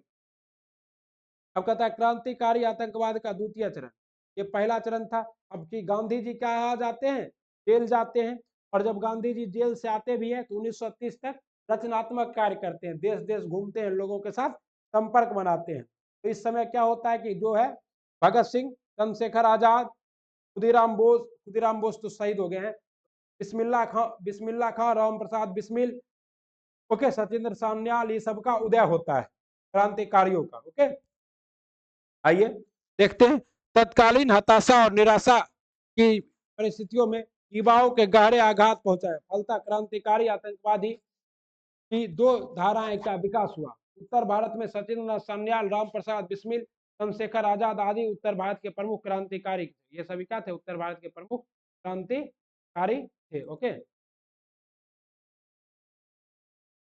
ठीक। और बंदी सचिन सान्याल की पुस्तक बंदी जीवन क्रांतिकारी आतंकवाद की द्वितीय चरण में युवाओं का अत्यधिक क्या क्या आकर्षित। हिंदुस्तान रिपब्लिक एसोसिएशन की स्थापना 1924 में सान्याल, बिम्बिसार, चंद्रशेखर आजाद ने किया। इसके उद्देश्य क्या थे? इसका उद्देश्य था आंदोलन की सफलता के लिए शस्त्र और धन एकत्र करना, राजनीतिक डकैती सहित राजनीतिक अपहरण, सशस्त्र क्रांति द्वारा ब्रिटिश सत्ता को समाप्त कर एक संघीय गणतंत्र करना। इस संस्था की शाखाएं क्या स्थापित। 9 अगस्त 1925 को, देखिए 9 अगस्त 1925 को क्या होता है, काकोरी कांड होता है। क्या होता है कि 8 डाउन ट्रेन जो है संबलपुर से वापस लौट रही थी और इस पे क्या था, अंग्रेज का खजाना लोड था, जिसे क्या क्या किया, इन सबों ने मिलकर 29 क्रांतिकारियों ने मिलकर इसे लूट लिया। ये क्रांतिकारी कौन थे आपके, तो राम प्रसाद बिस्मिल, अशफाक उल्लाह, रोशनलाल, राजेंद्र लहरी, ये चार जो है मौन थे, क्योंकि इनको क्या मिला था, फांसी की सजा दी गई थी, बाकी सभी को उम्र कैद की सजा दी गई थी। ओके, कहता है साइमन कमीशन के विरोध किससे, लाला लाजपत राय पर लाठियों के प्रहार से उनकी क्या हो गई, मृत्यु हो गई। और जब मृत्यु हो गई तो उसी का बदला लेता है कौन आपका, बाद में भगत सिंह देव। ओके, कहता है 1928 में भगत सिंह, चंद्रशेखर और राजगुरु के द्वारा हत्या कर दी गई किसी, सैंडर्स की। यही सैंडर्स जो है लाठी चलाने वाला व्यक्ति था। भगत सिंह और बटुकेश्वर दत्त ने 8 अप्रैल 1929 को केंद्रीय विधानसभा में क्या फेंका, बम फेंका, क्योंकि उस समय क्या हो रहा था, इंडिया सेफ्टी बिल लॉन्च हो रहा था और गांधी ये बम फेंक कर वही टिके रहे और नारा लगाया क्या चीज, इनकलाब जिंदाबाद। जब इनकलाब जिंदाबाद का नारा लगाया, इन्हें गिरफ्तार कर लिया गया। ये भाग सकते थे लेकिन भागे नहीं। क्यों नहीं भागे, क्योंकि इनका काम था, ये बोले हम लोग क्या करेंगे कि अंग्रेजों को बताएंगे भारत में क्या करना, दुनिया को जनाना था बम बनाने की कला। भगत सिंह को गिरफ्तार, और इसी में क्या हुआ, राजनीतिक कैदी का दर्जा प्राप्त करने के लिए भूख हड़ताल भी किया। कौन, भगत सिंह, क्योंकि भगत सिंह को बोला तुम क्या हो, आतंकवादी हो, तुम क्या हो, आतंकवादी हो। अरे भगत सिंह आतंकवादी कैसे हो सकते, वो क्रांतिकारी थे, भारत के वीर सपूत थे। भूख हड़ताल पे बैठे बाघा जतीन के नाम से प्रसिद्ध जितिन दास की क्या हो गई, 64 दिनों के बाद 13 अप्रैल 1919 को मृत्यु हुई। जतीन की मृत शरीर जब लाहौर से बंगाल लाया गया, कलकत्ता रेलवे स्टेशन पर लगभग से 6 लाख लोगों ने वीर सपूत जितिन दास को क्या दिया, श्रद्धांजलि दिया। ऐसे वीर थे, 64 दिन तक भूखा प्यासा मर गए, इसीलिए इनको कहा जाता है बाघा जतीन, क्रांतिकारियों का बाइबिल सचिंद्रनाथ की पुस्तक को कहा जाता है। ठीक है ना, इनकलाब, और वही लिखा था सत्येंद्रनाथ सान्याल ने पुस्तक लिखा था, क्या थी, बाघा जतीन। 22 मार्च 1931 को भगत सिंह, सुखदेव और राजगुरु को फांसी दे दिया जाता है और इस दिन शहीदी दिवस के रूप में मनाया जाता है। 22 फरवरी 1931 को इलाहाबाद के अल्फ्रेड पार्क में पुलिस के साथ हुई मुठभेड़ में चंद्रशेखर आजाद क्या होते, मारे जाते हैं। बंगाल तथा आंदोलन के द्वितीय चरण में बंगाल में अनुशीलन और युगांतरकारी जैसी क्रांतिकारी संस्था एक बार फिर क्या हो गई, सक्रिय हुई। बंगाल में अनिल राय ने संघ, हेमचंद्र घोष तथा लीला नाग ने बंगाल में स्वयं सेवक संघ की क्या कर दी, स्थापना कर दी। बंगाल में सूर्यसेन मोस्ट इंपोर्टेंट है। चटगांव शास्त्रागार किसने चलाया, सूर्यसेन ने। असहयोग आंदोलन के प्रमुख नेता थे और इंडियन रिपब्लिक आर्मी की स्थापना की। और चटगांव में जाकर इन्होंने क्या किया, शस्त्रागार को लूट लिया। सूर्यसेन 19 अप्रैल 1930 को अंग्रेज के विरुद्ध युद्ध की घोषणा करते हुए IRA का घोषणा पत्र जारी किया, जिसमें चटगांव, वीरसाल, मेनन सिंह स्थित सरकारी चित्रागार पर एक साथ हमला बोलना था। सूर्यसेन के नेतृत्व में IRA के सदस्यों ने चटगांव शस्त्रागार पर आक्रमण करके और 65 सदस्य क्रांतिकारी के दल के समक्ष सूर्यसेन ने इनकलाब जिंदाबाद के नारों के बीच तिरंगा फहराया कर अस्थायी क्रांतिकारी सरकार का गठन किया, जिसके राष्ट्रपति क्या थे, सूर्यसेन। 22 मई 1930 को ISR के सदस्यों और भारतीय सेना के बीच हुए संघर्ष में 80 सैनिक और 12 क्रांतिकारी क्या हुए, मारे गए। 6 फरवरी 1933 को सूर्यसेन को गिरफ्तार कर लिया गया तथा मुकदमे के बाद 12 जनवरी 1934 को क्या किया गया, सूर्यसेन जो कि मास्टर दा के नाम से क्या थे, प्रसिद्ध थे। सूर्यसेन किस नाम से प्रसिद्ध थे, मास्टर दा के नाम से प्रसिद्ध थे, फांसी दे दिया गया। क्रांतिकारी आंदोलन के द्वितीय चरण में बंगाल की महिलाओं की भागीदारी अधिक हुई। कल्पना दत्त सूर्यसेन के साथ 1935 में क्या हुई, गिरफ्तार हुई। कौन, कल्पना दत्त। प्रीति लता बाडेडकर प्रहताली चटगांव के रेलवे इंस्टीट्यूट पर छापा मार के समय मारी गई। सुनीति चौधरी और संती घोष के ने दिसंबर 1931 में कुमिला में जिलाधीश कारी की हत्या कर दी। फरवरी 1932 में बीना दास के ने दीक्षांत समारोह के दौरान उपाधि ग्रहण करते समय गवर्नर पर क्या कर दी, गोली चला दी। ये सब क्या थी, भगत सिंह से संबंधित मुख्य तथ्य। भगत सिंह क्रांतिकारी के सबसे अधिक पढ़े लिखे व्यक्ति थे। समाजवाद के सर्वप्रथम क्रांतिकारी समझ क्रांतिकारी दर्शन प्रस्तुत किया था। कौन, भगत सिंह। भगत सिंह समाजवाद के क्या थे, पोषक थे। वामपंथी विचारधाराओं से ग्रसित थे। ओके। भगत सिंह ने लाहौर अदालत में पेशी के समय कहा कि क्रांति की तलवार पर धार वैचारिक पत्थर को रगड़ कर ही दी जा सकती। और द फिलोसफी ऑफ बॉम्ब्स नामक दस्तावेज भगवती चरण बोहरा ने क्या किया था, जारी किया था। ओके। तो अदालत में बोलते हुए भगत सिंह ने कहा कि क्रांति से हमारा तात्पर्य है कि अन्याय पर आधारित मौजूदा व्यवस्था समाप्त होनी चाहिए। वामपंथी आंदोलन जिंदाबाद, इनकलाब जिंदाबाद। भारत में वामपंथी आंदोलन का उदय, आधुनिक उद्योग के विकास, दो विश्व युद्धों के मध्य भयंकर आर्थिक मंदी तथा रूस में बोल्शेविक क्रांति के परिणाम स्वरूप मानवेंद्र नाथ राय, नरेंद्र नाथ भट्टाचार्य ने सोवियत संघ की यात्रा कर रूसी कम्युनिस्ट पार्टी से संबंध बनाए। ठीक है। यही एम.एन. रॉय ने जो है बाद में भारत में क्या करता है, कम्युनिस्ट पार्टी की स्थापना करते हैं। अक्टूबर 1920 में मानवेंद्र नाथ ने ताशकंद में भारतीय कम्युनिस्ट पार्टी की स्थापना की। मानवेंद्र नाथ घोष ने कब, अक्टूबर 1920 में। 1922 में मानवेंद्र नाथ राय भारत में कम्युनिस्ट पार्टी की स्थापना के उद्देश्य से भारत आए। भारत में साम्यवादी पार्टी की स्थापना क्या हुआ, दिशा में नेता 1924 में सरकार गिरफ्तार, कानपुर संयंत्र केस के अंतर्गत मुकदमा चलाया। 1921 से 25 के बीच भारत में अनेक स्थानों पर औपचारिक साम्यवाद गुटों का स्थापना हुई। अंतिम रूप से क्या हुआ, अंतिम रूप से आपका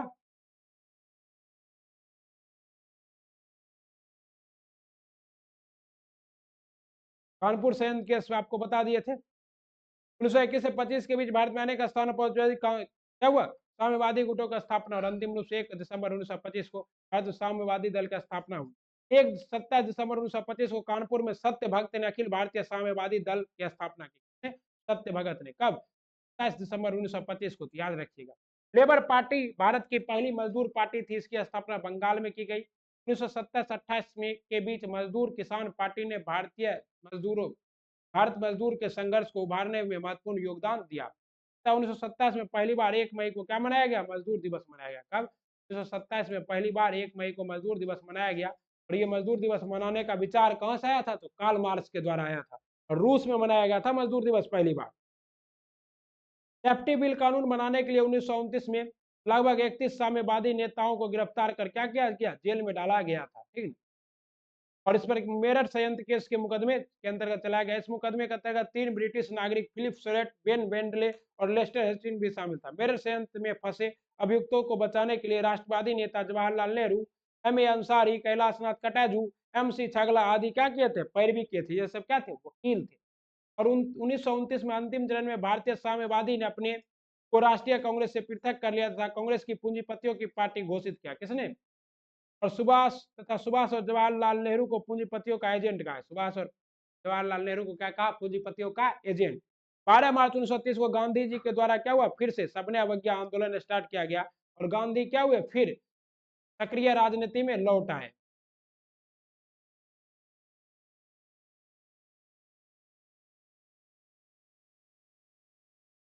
ठीक है, गांधी सक्रिय राजनीति में कब लौट आए, 12 मार्च 1930 को। कौन से आंदोलन के द्वारा, तो सबने अवज्ञा आंदोलन के द्वारा। ओके।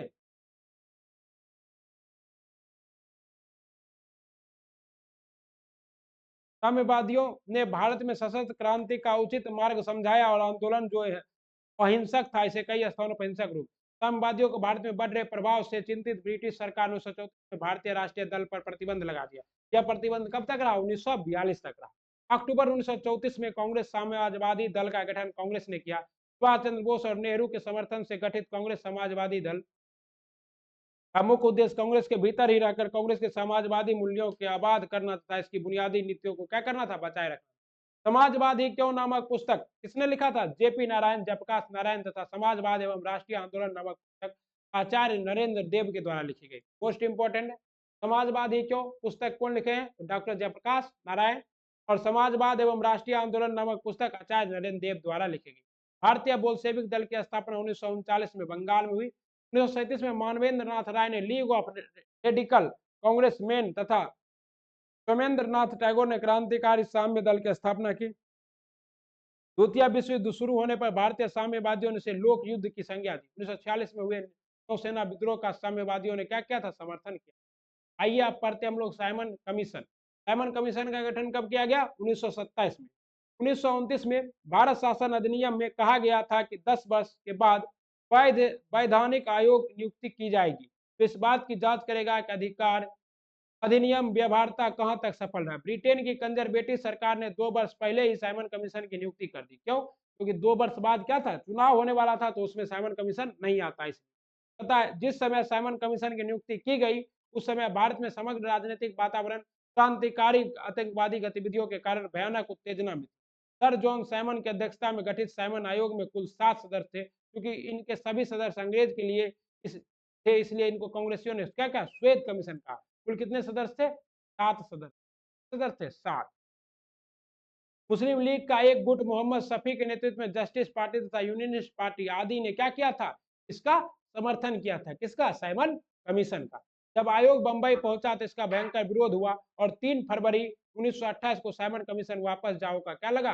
नारा लगा। और बंबई में इस नारे को कौन लगा रहे थे आपके? तो वहां के नेता। लखनऊ में आयोग के विरोध के समय जवाहरलाल नेहरू तथा गोविंद वल्लभ पंत को क्या कह रही? लाठियां खानी पड़ी। इसी बीच लाला लाजपत राय की पिटाई की गई, जिससे उनकी मृत्यु हो गई लाहौर में। पढ़ने से पूर्व लाला लाजपत राय ने कहा था, मेरे ऊपर लाठी का एक एक प्रहार क्या किया किए गए हैं, वो एक दिन ब्रिटिश साम्राज्य के ताबूत की आखिरी कील साबित हुई।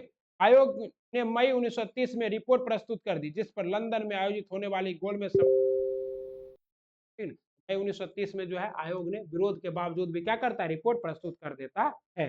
पता है नेहरू रिपोर्ट। अब देखिए इसी समय क्या था? लॉर्ड बर्कन हेड जो थे वो भारत के क्या थे? वायसराय थे। तो नेहरू ने उन्हें कहा, भैया आप क्या कीजिए, हमको डोमिनियन स्टेट का दर्जा दे दीजिए।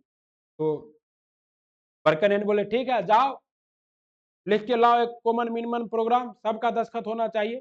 नेहरू जी ने क्या किया? नेहरू रिपोर्ट लिखा, तब दस्तखत कर दिया। जिन्ना के पास गया, जिन्ना ने क्या किया? नेहरू रिपोर्ट के बदले में अपना 14 सूत्री मांग दे दिया, दस्तखत नहीं किया और नेहरू रिपोर्ट धरा का धरा रह गया। मोतीलाल नेहरू का अध्यक्षता में 28 अगस्त 1928 को एक रिपोर्ट प्रस्तुत, जिसे नेहरू रिपोर्ट के नाम से जाना जाता। इस समिति के सदस्य थे सर तेज बहादुर सप्रू, सुभाष चंद्र बोस, एम.एस. सरदार, मंगल सिंह, वली इमाम, जी.आर. प्रधान, कुरैशी आदि। रिपोर्ट नेहरू रिपोर्ट की सिफारिशें निम्न थी। भारत एक संघ होगा जिसके नियंत्रण में केंद्र की द्विसदन विधान मंडल होगा। मंत्रिमंडल सदन के प्रति उत्तरदायी होगा। भारत में डोमिनियन स्टेट अधिराज्य, डोमिनियन स्टेट का मतलब क्या है? विदेश मामला और अंतरराष्ट्रीय मामला सब कौन देखेगा? आपका ब्रिटेन। और देशी मामला सब हम खुद देखेंगे। इसी को क्या कहते हैं? डोमिनियन स्टेट कहते हैं। ठीक है, क्या कहते हैं? डोमिनियन स्टेट कहते हैं। ओके,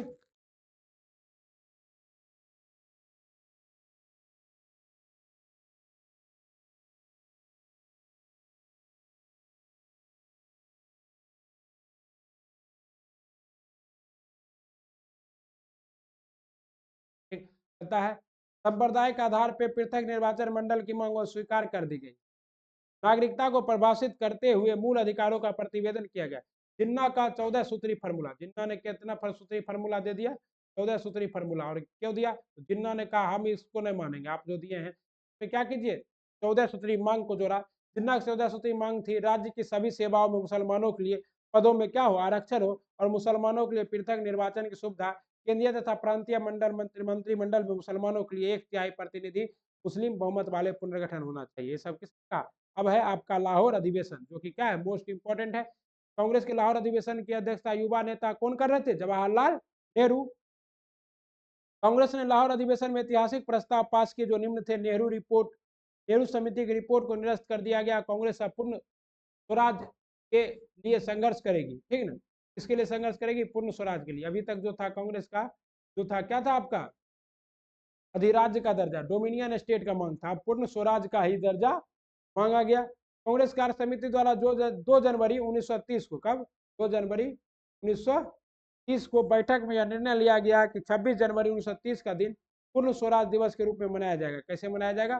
पूर्ण स्वराज दिवस के रूप में मनाया जाएगा। 26 जनवरी 1930 को आधुनिक भारत के इतिहास का पहला स्वतंत्रता दिवस के रूप में मनाया गया। कब? 26 जनवरी 1930 को। इसीलिए इस दिन को ऐतिहासिक बनाने के लिए 26 जनवरी को ही संविधान को पूर्णतः लागू किया जाता है और 26 जनवरी 1950 को संविधान के लागू होने के साथ भारत क्या होता है? अंग्रेज के नीति नियमों से भी आजाद हो जाता है और भारत एक गणराज्य बन जाता है। सबने अवज्ञा आंदोलन 1929 में लाहौर कांग्रेस अधिवेशन में कांग्रेस कार्यकारिणी को सबने अवज्ञा आंदोलन शुरू करने का अधिकार दिया गया। फरवरी 1930 में साबरमती आश्रम हुई कांग्रेस कार्यकारिणी की बैठक में महात्मा गांधी ने सबने अवज्ञा आंदोलन क्या किया? शुरू किया। सबने अवज्ञा आंदोलन शुरू किया। किसने? महात्मा गांधी ने। और सबने का मतलब क्या होता है? विनय के साथ क्या करना? अंग्रेज की आज्ञा का अवज्ञा करना। जैसे हम आपको बोले, जैसे कोई सर टीचर बोले पढ़ लेना, वो बोले प्रणाम करते हैं सर लेकिन पढ़ेंगे नहीं। क्या हुआ? सबने अवज्ञा आंदोलन। वायसराय इरविन के समक्ष गांधी जी ने 11 सूत्री मांग रखा। बोला ये तो 11 सूत्री मांग मान लो, नहीं तो हम क्या करेंगे? आंदोलन करेंगे। 11 सूत्री मांग नहीं माना।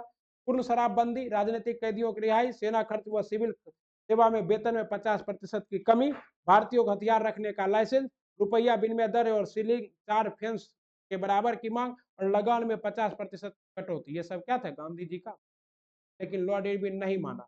बाद में नशीली वस्तुओं के क्रय विक्रय पर प्रतिबंध और नमक कर को समाप्त करना। नमक कर तो छोटा चीज था। आंदोलन का प्रारंभ, गांधी जी ने अपनी 11 सूत्री मांगों को न माने जाने पर इरविन को एक पत्र लिखकर कहा, मैंने रोटी मांगी थी, मुझे पत्थर मिली, इंतजार की घड़ियां क्या हो गई है? समाप्त हो गई है। अब मैं क्या करूंगा? आंदोलन करूंगा। गांधी ने 12 मार्च 1930 को साबरमती आश्रम से 78 अनुयायियों के साथ यात्रा शुरू कर दी और 24 दिन के बाद 5 अप्रैल 1930 को दांडी पहुंचे और नमक बनाकर क्या किया? आंदोलन। और इसमें गांधी जी के साथ एकमात्र बिहारी भी थे। का नाम था क्या था? अवध बिहारी चौधरी। ठीक है ना? अवध नारायण चौधरी। ठीक है, याद रखिएगा। क्वेश्चन पूछ देता है कि कितने यात्री थे? तो 78। कितना किलोमीटर का यात्रा था? तो 324 किलोमीटर का। कार्यक्रम, नमक कानून तोड़ना, ब्रिटिश कानूनों का उल्लंघन, विदेशी वस्तुओं का कपड़ों का बहिष्कार, कानूनी अदालतों और सरकारी विद्यालय महाविद्यालयों एवं सरकारी समारोह का क्या करना? बहिष्कार करना। भू राजस्व लगान तथा अन्य करों की अदायगी पर रोक और सरकारी नौकरियों से त्याग पत्र देना। ये सब गांधी जी का क्या था? इस बार का लक्ष्य था सबने अवज्ञा आंदोलन का। ओके, पता है गांधी जी के नेतृत्व में सबने अवज्ञा आंदोलन पूरे भारत में फैल गया। तमिलनाडु में गांधीवादी नेता टी राजगोपालाचारी तिरुचिरापल्ली से वेद मार्ग तक यात्रा आरंभ की। मालाबार में नमक सत्याग्रह की शुरुआत बायकोम सत्याग्रह के नेता केल पहाड़ ने की। कौन ने क्या? केल पहाड़ ने की। उड़ीसा में नमक सत्याग्रह गोपचंद्र बंधु चौधरी के नेतृत्व में बालासोर, कटक, अहोपुरी में नमक आंदोलन चलाया। खान अब्दुल गफ्फार खान, जिसको किस नाम से जाना जाता है? सीमांत गांधी के नाम से जाना जाता है, कि नेतृत्व पश्चिम उत्तर प्रांत में सबने अवज्ञा आंदोलन चलाया। खान अब्दुल गफ्फार खान के संगठन का नाम खुदाई खिदमतगार था। कौन सा? खुदाई खिदमतगार। और ये जो है लाल कपड़ा पहनकर काम करता था, इसलिए इसका नाम हो गया क्या? लाल कुर्ती का नाम हो गया। गांधी जी, सीमांत गांधी किसे कहा जाता है? खान अब्दुल गफ्फार खान को, क्योंकि जो काम गांधी जी इधर करते थे सिंधु नदी के बाएं तट पे, वही काम सिंधु नदी के दाएं तट पे कौन करता था? आपका खान अब्दुल गफ्फार खान करते थे। उत्तर पश्चिम सीमा प्रांत पर आंदोलनकारियों को दबाने के लिए गढ़वाल रेजिमेंट की टुकड़ियों ने क्या किया? पेशावर गई। चंद्र सिंह गढ़वाली के नेतृत्व में निहत्थे आंदोलनकारियों पर सिपाही ने गोली चलाने से क्या कर दिया? कार कर दिया। 13 वर्षीय युवा नागा महिला गोडेलियू ने भी अपने नागा साथियों के साथ सबने अवज्ञा आंदोलन को पूरा समर्थन किया। कालांतर में पंडित जवाहरलाल नेहरू ने गोडेलियू को रानी की उपाधि से सम्मानित किया। किसने? पंडित जवाहरलाल नेहरू ने किसकी उपाधि दी? रानी। ये कितने वर्ष की थी? मात्र। और अब नागा विद्रोह में इसके बारे में डिटेल्स आपको पढ़ाया हुआ है। ओके, कहता है ब्रिटिश दमनचक। ब्रिटिश सरकार ने इस आंदोलन को दबाने के लिए क्या किया? 1930 में पूरा जोर शोर से लग गई, सोची किसी तरह दबा देंगे। गैर कानूनी घोषित कर दिया किसको? कांग्रेस को। जवाहरलाल नेहरू और महात्मा गांधी को गिरफ्तार कर लिया गया। गांधी की गिरफ्तारी के विरोध में मुंबई की सड़कों पर लगभग 50,000 मील मजदूरों ने क्या किया? उग्र प्रदर्शन। कोल्हापुर महाराष्ट्र नगर में विद्रोही भीड़ ने उग्र रूप धारण कर लिया। अंग्रेजों को क्या लगने लगा? कि गड़बड़ा गया। इसके कारण पुलिस और मजदूर के बीच खूनी संघर्ष शुरू हो गया।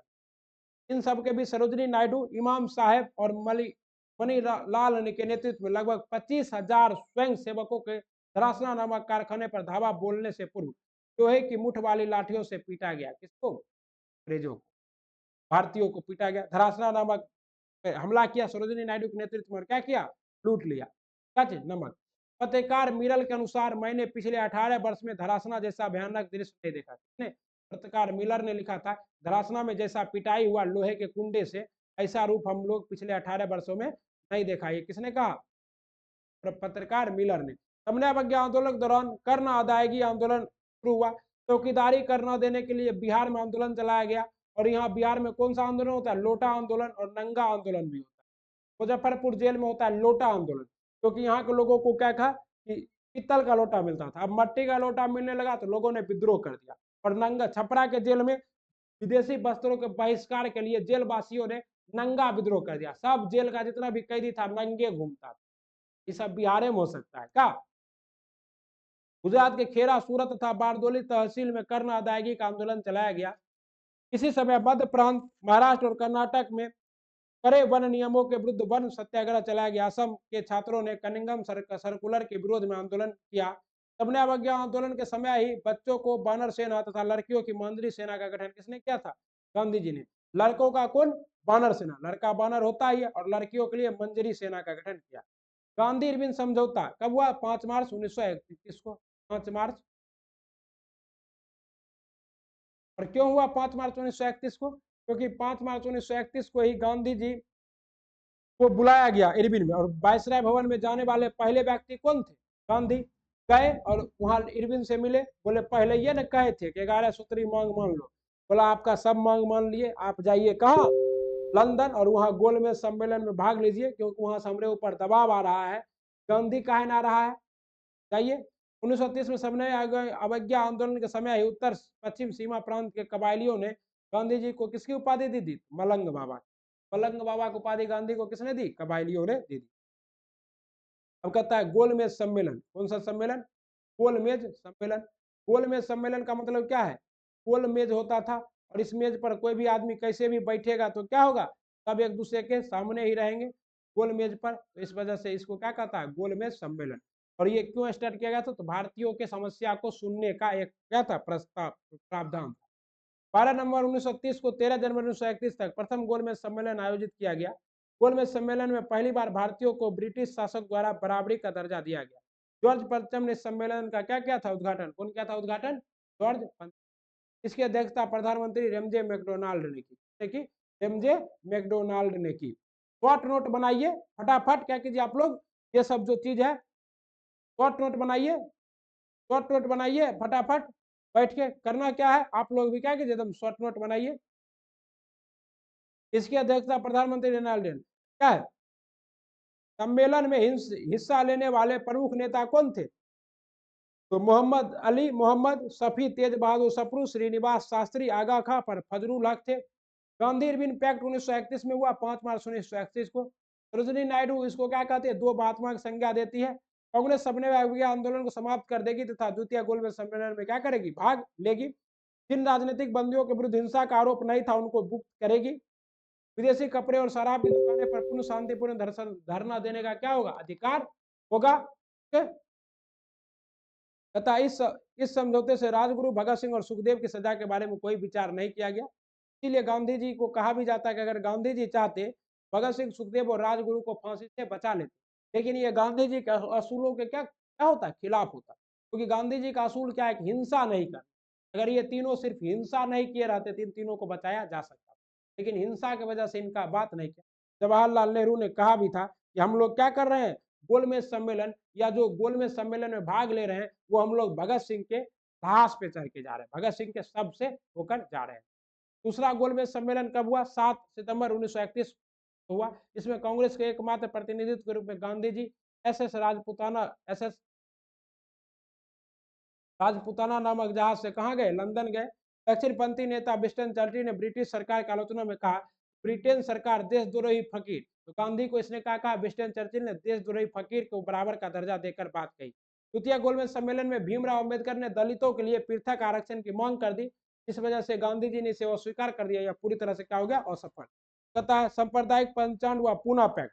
देखिए, जब ये गोलमेज सम्मेलन में कौन, आपके अंबेडकर जी दलितों के लिए जब पैक्ट लेकर मांग करते हैं, वो पैक्ट को क्या किया जाता है, मान लिया जाता है मैकडोनाल्ड के द्वारा, अब दे दिया जाता है, जिसको क्या कहते हैं, सांप्रदायिक पैक्ट। 16 अगस्त 1932 को रेमजे मैकडोनाल्ड ने सांप्रदायिक अवार्ड की घोषणा की। इसमें दलितों और मुस्लिमों को पृथक निर्वाचन मंडल का प्रावधान था। दलित को पृथक निर्वाचन मंडल दिए जाने के विरोध में गांधी जी ने जेल में ही 20 दिसंबर 1932 को क्या किया, आमरण अनशन स्टार्ट कर दिया। जब आमरण अनशन कर दिया तो गांधी जी पूरी तरह से बीमार हो गए। तो मदन मोहन मालवीय, डॉक्टर राजेंद्र प्रसाद, पुरुषोत्तम दास टंडन जी, चक्रवर्ती राजगोपालाचार्य आदि के प्रयत्नों से गांधी ने उपवास को 5 दिन बाद 26 सितंबर 1932 को क्या किया, गांधी और अंबेडकर के बीच पूना पैक्ट हो गया, और पूना पैक्ट के अनुसार दलित के लिए पृथक निर्वाचन मंडल की व्यवस्था समाप्त कर दी गई तथा केंद्रीय विधानमंडल में दलितों के लिए 148 सीटों का क्या किया गया, आरक्षण दिया गया। ठीक है ना। अब आइए हरिजन आंदोलन।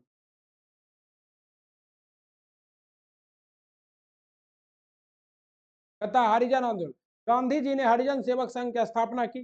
गांधी जी को लग गया कि दलित के नाम पे क्या कर रहा है अम्बेडकर, उनको ठग रहा है। गांधी जी बोले हमसे बड़ा दलित का नेता कौन, और उन्होंने दलितों को हरिजन की संज्ञा दे दी, हरि का जन, भगवान का जन, हरिजन के। और हरिजन के गांधी जी घूमते थे देश देश, राज्य राज्य, और सिर्फ दलितों के घर पे रहते थे, दलितों के घर पे खाते थे, दलित घर पे सोते थे। ठीक है।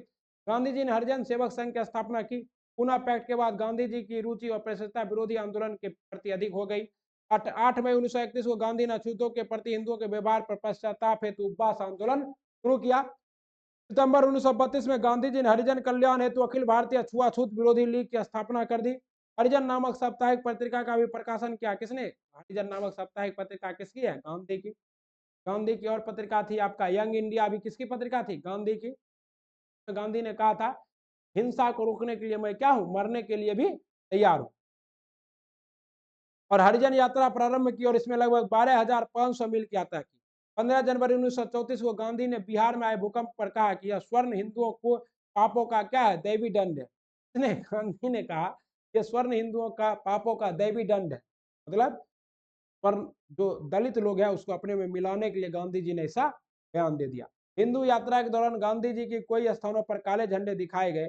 25 जून 1934 को पूना में गांधी जी पर कार पर क्या फेंका गया, बम भी फेंका गया। द्वितीय तृतीय गोलमेज सम्मेलन कब हुआ, 1932 में, 27 नवंबर से 24 दिसंबर तक। ठीक है। और 1932 तक लंदन में तृतीय गोलमेज सम्मेलन चली। कांग्रेस ने तृतीय गोलमेज सम्मेलन का क्या किया, बहिष्कार। कांग्रेस ने सिर्फ एक गोलमेज सम्मेलन में भाग लिया, वो कौन था, द्वितीय। कांग्रेस की तरफ से कौन भाग लिया था, तो वही गांधी जी भाग लिए थे। ओके। सरकार 1935 हेतु ठोस योजना का अंतिम रूप दे दिया। भारत सरकार अधिनियम 1935 अधिनियम की मुख्य विशेषता इनमें थी, अखिल भारतीय राष्ट्रीय संघ की स्थापना होगी और ब्रिटिश भारत में क्या होगा,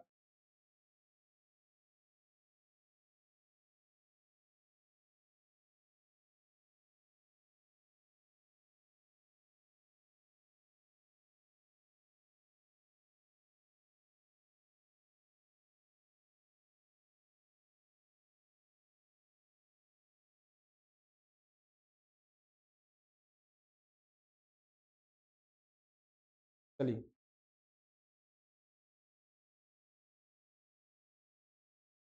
5 पेज बचा हुआ है मात्र। के प्रांतों और देशी रियासतों को शामिल होंगे, देशी रियासतों का शामिल होना स्वैच्छिक होगा। प्रांतों में लागू द्वैध शासन को समाप्त कर दिया गया। द्वैध शासन को क्या कर दिया, द्वैध शासन प्रांत में किसके साथ लागू हुआ था, 1919 के भारत शासन अधिनियम के साथ, बताए थे ना आप लोगों को, याद होना चाहिए ये सब। दोहरी शासन प्रणाली अब केंद्र में लागू हुआ। विषयों का विभाजन किया गया और क्या किया गया, 3 सूची, संघ सूची, राज सूची और संवर्ती सूची पहली बार इसी के तहत बने थे, किसके तहत, भारत शासन अधिनियम 1935 के तहत। यह ब्रिटिश संसद द्वारा पारित अब तक के सबसे बड़ा अधिनियम था।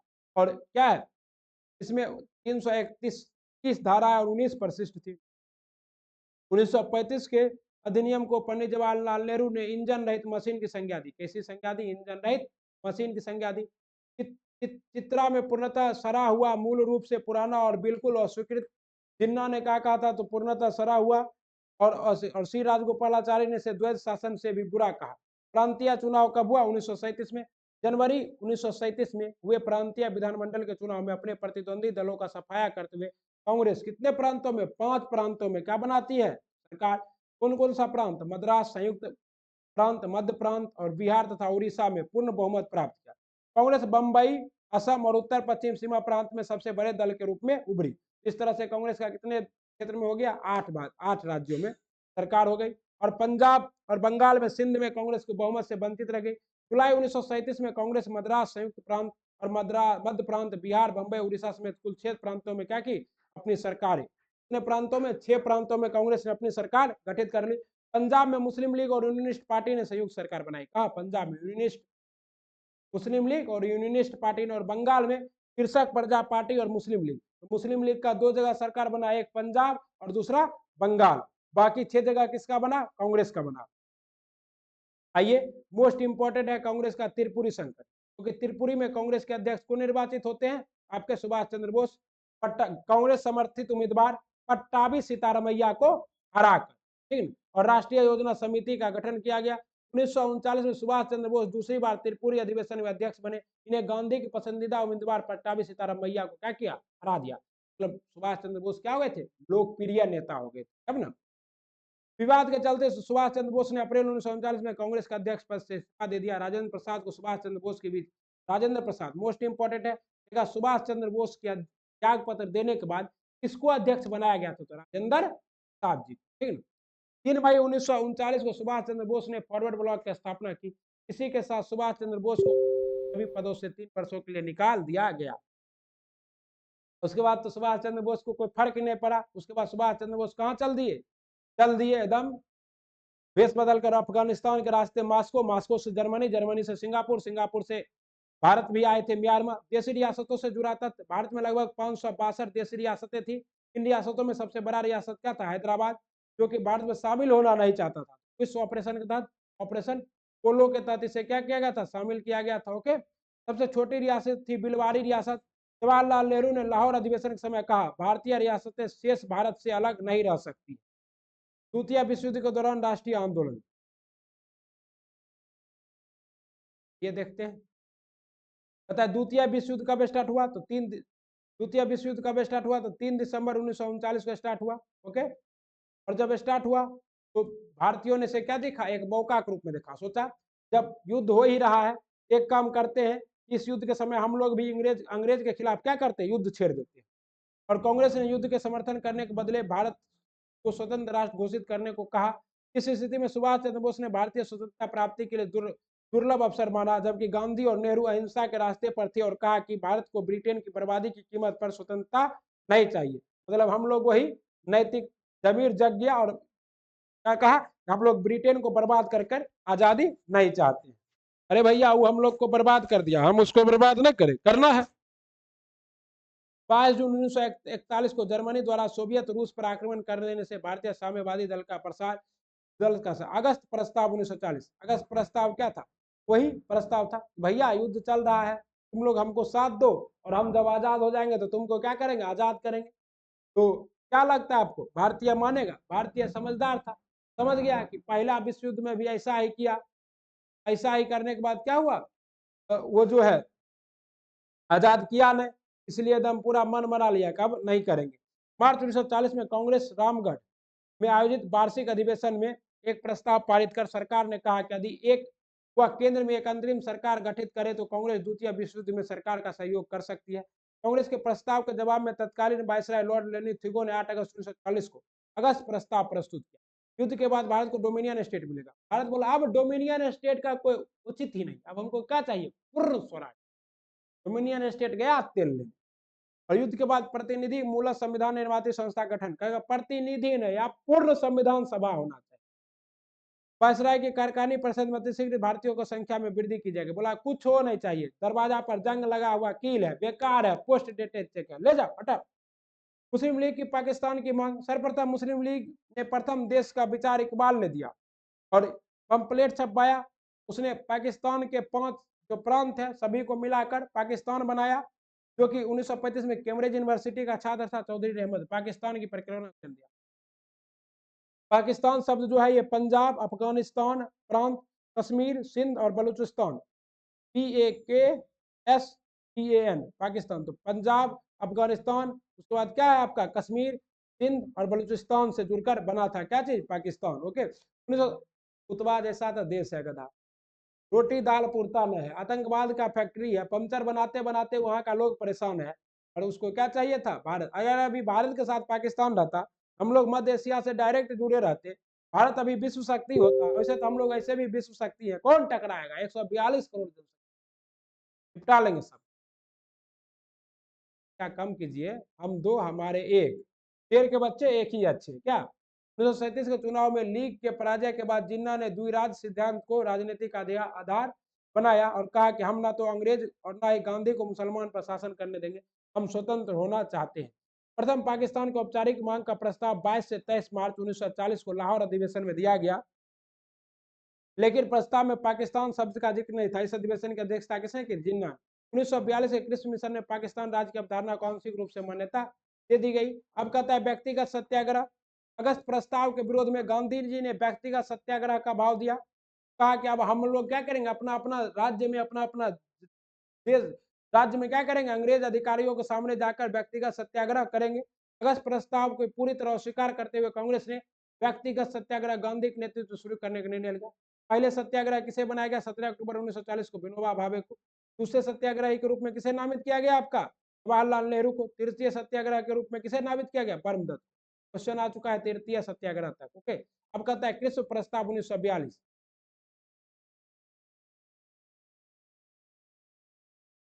अब अंग्रेज हार रहा था तो उसको भारत की आबादी उस समय भी बहुत थी, तो भारतीय सैनिक की आवश्यकता था। बार बार प्रस्ताव लेकर आता था, भैया ये प्रस्ताव देखो चलबो। भारत बोलता था अब कहा, दूध का जला हुआ छाछ पिएगा। दूध का जला हुआ बिल्ली क्या करता? छाछ भी फूक फूक कर। द्वितीय विश्व युद्ध में ब्रिटेन के लगातार पराजय तथा अमेरिकी राष्ट्रपति रूजवेल्ट, ऑस्ट्रेलियाई प्रधानमंत्री इबर और चीनी प्रधानमंत्री चोंग काई शेक ने ब्रिटिश प्रधानमंत्री चर्चिल पर दबाव डाला को भारतीयों को क्या करे, युद्ध में शामिल होने के लिए बातचीत करे। क्योंकि हार रहा था तो बोला शामिल होने के लिए क्या करो, बातचीत करो। इस दबाव के बाद चर्चिल ने सर स्टोफर्ड क्रिप्स के नेतृत्व में यह शिष्टमंडल भारत भेजा। इसने निम्न प्रस्ताव दिया। युद्ध के बाद भारत को डोमिनियन स्टेट का दर्जा। क्या आप भारत डोमिनियन स्टेट का दर्जा चाहिए भारत को? बिल्कुल नहीं। युद्ध के बाद युद्ध निर्मात्री परिषद बनेगी जिसमें ब्रिटिश भारत को देशी रजवाड़े को प्रतिनिधित्व शामिल होगा। बोला कुछ नहीं चाहिए, तुम लोग आप सीधा बुढ़िया गोल करो, बिस्तर गोल करो और खुलो, ठीक ना। तथा ब्रिटिश भारत में भी इस प्रस्ताव पर प्रतिक्रिया क्या आई थी, तो आइए देखते हैं प्रतिक्रिया। कोई भी प्रस्ताव इसका माना ही नहीं गया, तो प्रस्ताव पढ़ के कोई फायदा। गांधी ने इसे कहा था पोस्ट डेटेड चेक। कांग्रेस और लीग दोनों ने किस प्रस्ताव को स्वीकार कर दिया? जवाहरलाल नेहरू ने किस प्रस्ताव को कहा था? शैतानों का वकील। क्या कहा था? शैतानों का वकील कहा था। किसने? जवाहरलाल नेहरू ने। भारत छोड़ो आंदोलन 1942। भारत छोड़ो आंदोलन कब हुआ? 1942 में। और इसी आंदोलन के दौरान गांधी जी ने, जो अभी तक क्या थे, अहिंसा को बल देते थे, पहली बार गांधी जी क्या करते हैं? अहिंसा को छोड़कर हिंसा को बल देते हैं और कहते हैं अंग्रेजों भारत छोड़ो, करो या मरो, करो या मरो। मतलब क्या है, अब तो या तो जीतो या हारो, लेकिन क्या करो, अंग्रेजों भारत छोड़ो, नारा दिया। इस मिशन के विफलता और जापानी आक्रमण के बढ़ते हुए खतरे का आशंका ने अंग्रेज सरकार के प्रति गांधी जी के व्यवहार को पूर्णतः क्या किया? परिवर्तित कर दिया। ओके, और गांधी जी का यह विश्वास हो गया कि भारत में अंग्रेजों की स्थिति जापान हेतु भारत आक्रमण के एक आमंत्रण है। गांधी ने अंग्रेजों को से कहा वे भारत को ईश्वर के हाथों में या अराजकता की स्थिति में छोड़कर चले जाए। गांधी ने कहा कि आप हमको छोड़ के चले जाइए, ईश्वर के हाथ में या अराजकता की स्थिति में, हम अपना खुद संभाल लेंगे, लेकिन आप अब जाइए। अतिथि तुम कब जाओगे? तुम अतिथि बन के आए थे, व्यापारी बन के आए, भारत को लूट लिया, हसोट दिया, बर्बाद कर दिया, अरे अब तो छोड़ दो, गांधी ने कहा, ठीक ना। 14 जुलाई 1942 को मौलाना अबुल कलाम की अध्यक्षता में बंबई में कांग्रेस कार्य समिति की बैठक होती है, जिसमें क्या होता है आपका? भारत छोड़ो आंदोलन का प्रस्ताव पारित। अब देखिए, जब प्रस्ताव पारित होता है, इस अधिवेशन में गांधी के भारत छोड़ो प्रस्ताव पर सब कुछ सदस्यों ने विरोध किया था। गांधी ने कहा यदि संघर्ष का यह प्रस्ताव स्वीकार नहीं किया गया तो मैं देश की बालू से कांग्रेस से भी बड़ा क्या कर दूंगा? दल गठित कर दूंगा। कांग्रेस ने, गांधी जी ने कहा। 1 अगस्त 1942 को पंडित नेहरू ने कहा कि हम आग से खेलने जा रहे हैं, हम दुधारी तलवार का प्रयोग करने जा रहे हैं जिसकी चोट हमारे ऊपर भी पड़ सकती है। भारत छोड़ो आंदोलन प्रस्ताव पारित होने के बाद महात्मा गांधी ने अपने भाषण में कहा करो या मरो का नारा दिया। भारत छोड़ो आंदोलन को अगस्त क्रांति के नाम से भी जाना जाता है और ग्वालियर टेक मैदान मुंबई में यह आंदोलन होने वाला था। तभी क्या हुआ? ऑपरेशन जीरो आवर चलाया गया। अंग्रेज डरा हुआ था, बोला एक तो क्या किया है, एक तो पूरा का पूरा हम लोग को हड़प लिया है, हम लोग परेशान हैं, और ये लोग क्या कर रहा है, क्रांति कर रहा है। तो ये लोग को क्या करो, किसी तरह पकड़ कर जेल में डालो। ऑपरेशन जीरो आवर के तहत सभी बड़े नेताओं को क्या किया गया, जेल में डाल दिया गया। इससे यह आंदोलन क्या हो गया, एकदम स्वतः स्फूर्त आंदोलन हो गया, कोई नेता नहीं। लेकिन भारत की जनता भाषण में ही कह दिए थे, कौन, गांधी जी, हो सकता है कि अंग्रेज हम लोगों को गिरफ्तार कर ले, लेकिन इस बार आप लोगों को खुली छूट है, एकदम आंदोलन करते रहना है, डरना नहीं है। कितना 130 करोड़ जनता है, आप 30 करोड़ जनता को अंग्रेज गिरफ्तार कर सकता है, नहीं कर सकता है, ठीक ना। इस आंदोलन को स्वतः स्फूर्त आंदोलन, या आपको क्या कहा जाता है, नेतृत्वहीन आंदोलन कहा जाता है। गांधी जी को गिरफ्तार कर कहाँ रखा गया था, बिरला हाउस में। पंडित नेहरू, गोविंद वल्लभ पंत, पट्टाभी सीतारामैया, आचार्य कृपलानी आदि को गिरफ्तार कर बंबई का अहमदनगर किले में रखा गया। गांधी जी, भोला भाई देसाई, कस्तूरबा गांधी, सरोजिनी नायडू आदि को गिरफ्तार कर पुणे के आगा खां पैलेस में रखा गया। हाँ, पुणे के आगा खां पैलेस में रखा गया। पता है, दिल्ली, लखनऊ, कानपुर, बंबई, नागपुर, अहमदाबाद में बड़े पैमाने पर मिलों में मजदूरों ने हड़ताल की। अहमदाबाद में कपड़ा मिल का हड़ताल के 3.5 महीने तक जारी रहे। द्वितीय चरण के अंतर्गत अगस्त के मध्य में यह आंदोलन ग्रामीण क्षेत्रों में चला गया, जहां विद्यार्थियों ने शहरों में आकर ग्रामीण क्षेत्रों में विद्रोहियों के नारे थे, थाना जलाओ, स्टेशन फूक दो, अंग्रेजों भारत छोड़ो। मतलब थाना जलाओ, स्टेशन फूक दो, अंग्रेजों भारत छोड़ो, पूरा एकदम लल्लन टॉप हिंसा। अब अंग्रेज का क्या है, नाक में दम, या तो वो सोच रहा है कि भागे कि बचे, एकदम पूरा मतलब अंग्रेज का नाक में दम कर दिया। एक तो उधर बेचारा लड़ रहा था, अगर मान लीजिए अमेरिका नहीं शामिल होता, बम नहीं गिराता, तो अंग्रेज कोई भी जीतता। जर्मनी सबको क्या किया था, ओधबाद कर दिया था, जर्मनी और जापान अकेले। इस चरण के अंतर्गत कुछ भाग में समानांतर सरकार का गठन किया गया। सर्वप्रथम 1942 में संयुक्त प्रांत का मतलब उत्तर प्रदेश, मध्य प्रदेश का प्रांत जो था वो संयुक्त प्रांत था। जीतू पांडे ने समांतर सरकार बोला, अब क्या आजाद हो गलियो, हम ही छियो प्रधानमंत्री, हम ही मुख्यमंत्री, समांतर सरकार। 27 दिसंबर 1942 को आजाद क्या है, सरकार, जातीय सरकार की स्थापना की। जातीय सरकार ने तूफान पीड़ितों को राहत पहुंचाने का कार्य संभाला, स्कूल का अनुदान दिया और एक सशस्त्र विद्युत वाहिनी का गठन किया। सर्वाधिक दीर्घकालिक एवं प्रभावी समांतर सरकार महाराष्ट्र के सतारा जिले में बनी। इसके प्रमुख नेता कौन थे, वाई चौहान, अच्युत पटवर्धन आदि। इस समांतर सरकार से दान मंडल या जनता की अदालतों की स्थापना की, पूर्ण शराबबंदी लागू कर दी और गांधीवादी विवाहों को क्या क्या आंदोलन। 1942 के बढ़ते हुए इस आंदोलन के दमन के कारण अंग्रेज अपने द्वितीय और अंतिम चरण में भूमिगत हो गए। अंग्रेज क्या हुए, भूमिगत। अखिल भारतीय स्तर में भूमिगत नेताओं ने अच्युत पटवर्धन, अरुणा आसिफ अली, राम मनोहर लोहिया, सुचेता कृपलानी, जयप्रकाश नारायण तो क्या हुआ, हजारीबाग जेल से भाग गए दीवाल फान कर, दिवाली के अवसर पर। और नेपाल के राजविलास जंगल में जाके भूमिगत होके अंग्रेज का बस, ट्रेन का पटरी उखाड़ने लगे। अंग्रेज का पूरा राशद जो पहुंच रहा था इधर उधर युद्ध में, सबको रोकने लगे। अंग्रेज पूरा परेशान। ओके, सेंट्रल जेल में रखा गया। ठीक कहता है, भूमिगत आंदोलन में कांग्रेस रेडियो का संचालन किसने किया, उषा मेहता ने किया। केंद्रीय संगम समिति ने सेंट्रल एक्सर पोस्ट का गठन किया। राम मनोहर लोहिया ने नियमित रूप से बंबई रेडियो से प्रसारण करते रहे। भूमिगत नेताओं में सुचिता कृपलानी, छोटू भाई पुरानिक, बीजू पटनायक, आरपी गोयनका आदि गोला बारूद आदि विस्फोटक। गांधी जी ने सरकारी दमन के विरोध में 10 फरवरी 1943 को जेल में 21 दिनों का क्या रखा, उपवास रखा। इस बार जब गांधी उपवास रखते हैं तो कहता है तुम उपवास रखो चाहे मरो, तुमको कोई नहीं। विंस्टन चर्चिल बोला, फोन करके रोज पूछता था, अरे बुढ़वा उपवास पर छो, मर लो कि नहीं, बोलता था नहीं नहीं मर लो। गांधी जी सरकारी दमन में 10 फरवरी 1943 को जेल में 21 दिन का उपवास किया। गांधी के उपवास की खबर फैलते जनता का आक्रोश बढ़ता गया तथा देश में हड़ताल, प्रदर्शन और जुलूस का तांता लग गया। विदेशियों से सरकार पर गांधी जी की रिहाई के लिए दबाव डाला गया। वायसराय की कार्यकारिणी 3 सदस्यीय एम एन राव सरकार और एचपी मोदी के गांधी की रिहाई के प्रश्न पर इस्तीफा दिया, क्योंकि वे गांधी जी की मौत के साझेदार नहीं बनना चाहते थे। परंतु इस दबाव के बावजूद सरकार जब जरा भी विचलित नहीं हुई, अपितु वह गांधी जी से अंतिम संस्कार की तैयारी में मशगूल थी। प्रधानमंत्री विंस्टन चर्चिल ने क्या कर दिया, घोषणा कर दिया, जब दुनिया में हर जगह जीत रहे हैं तो ऐसे वक्त में हम एक कमबख्त बुढ़े के सामने कैसे झुक सकते हैं, जो हमारा दुश्मन है, नहीं झुकेंगे, मरने दो बुढ़े को। अंततः सरकार ने गांधी जी के खराब स्वास्थ्य के कारण 6 मई 1944 को उन्हें जेल से रिहा कर दिया। गांधी जेल से रिहा होने के पूर्व भी उनकी पत्नी कस्तूरबा गांधी, निजी सचिव भोला भाई देसाई की क्या हो गई थी, मृत्यु हो चुकी थी। गांधी ने इसकी मृत्यु की खबर जेल में ही मिली थी। तत्कालीन वायसराय लॉर्ड लेनिन थुगो ने आंदोलनकारियों पर हवाई जहाज से मशीन गन तथा का उपयोग करने का भी आदेश दिया था। मुस्लिम लीग ने इस आंदोलन को अपने से अलग रखा। 23 मार्च 1943 को मुस्लिम लीग ने पाकिस्तान दिवस मनाया। कब? 23 मार्च 1943 को। वीर सावरकर के हिंदू महासभा ने इस आंदोलन में हिंदुओं को भाग लेने से को कहा।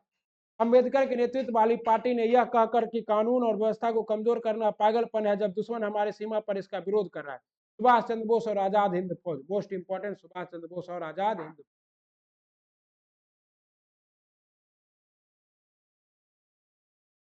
2 पेज बचा है।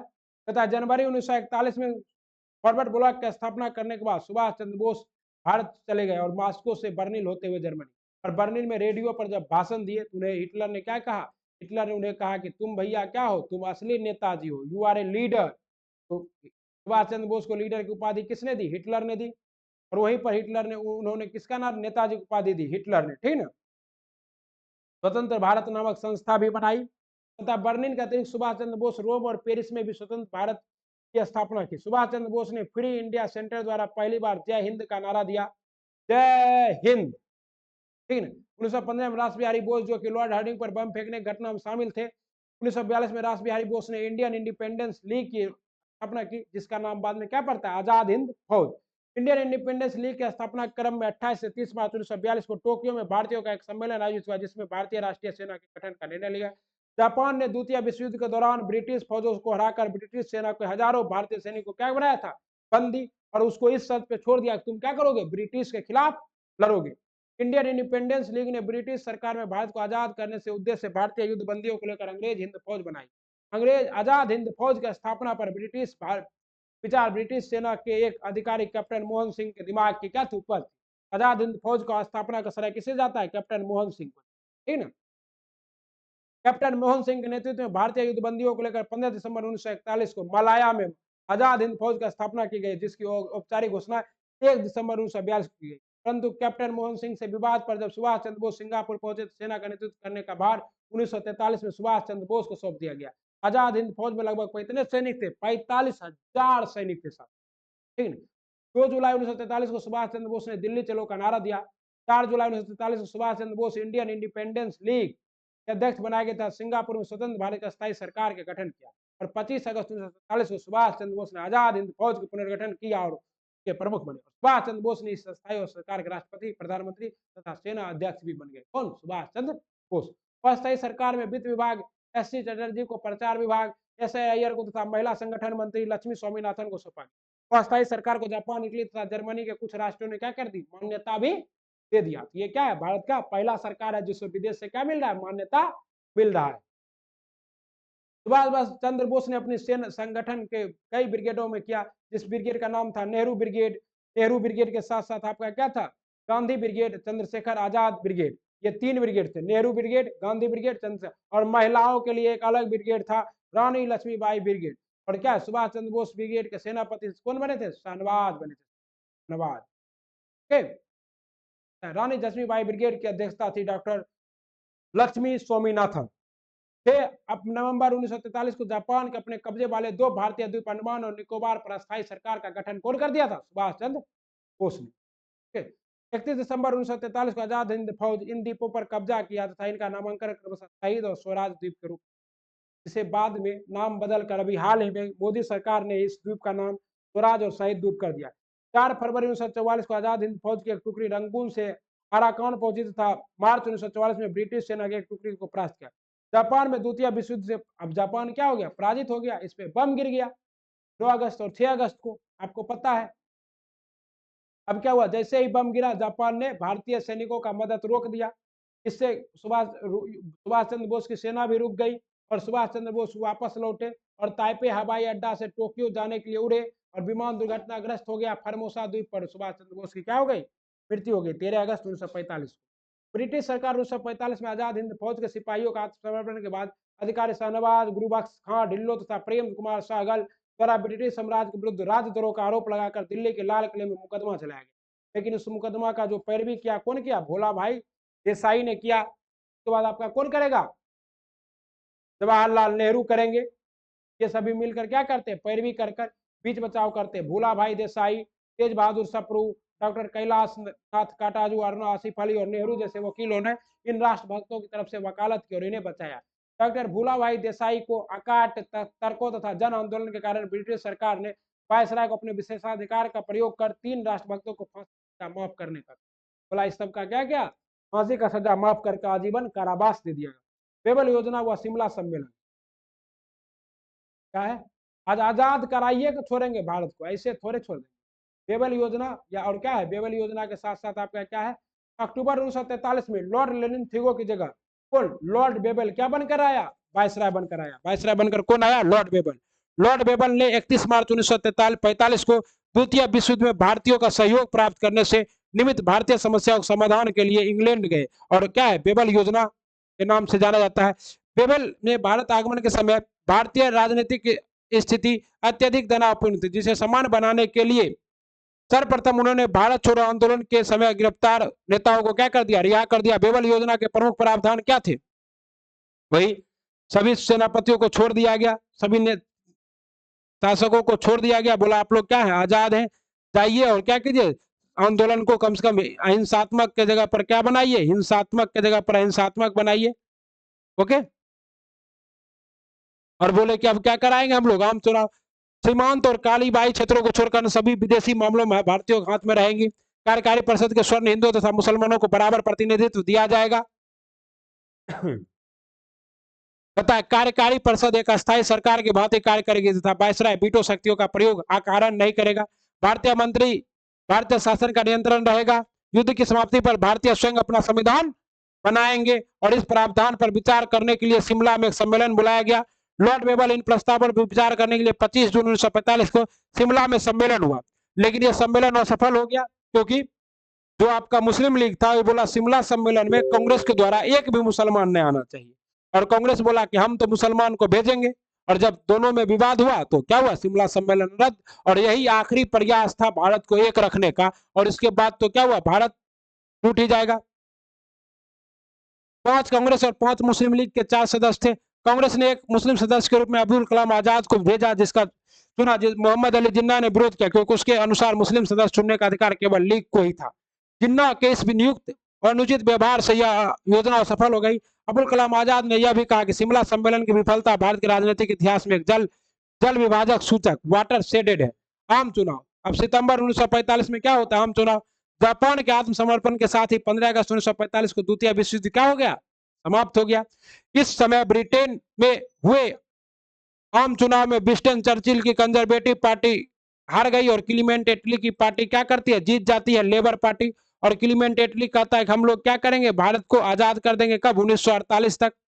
ठीक, लेबर पार्टी की सरकार ने पेंथिक लॉरेंस को भारतीय विषय सचिव नियुक्त किया, जिसका प्रथम कार्य भारत का आम चुनाव करवाना था। दिसंबर 1945 में घोषित चुनाव परिणाम में केंद्रीय विधानसभा में कांग्रेस ने सामान्य निर्वाचन क्षेत्र में 91.3% मत मिले, जबकि मुस्लिम लीग को सभी मुस्लिम सीटें मिली।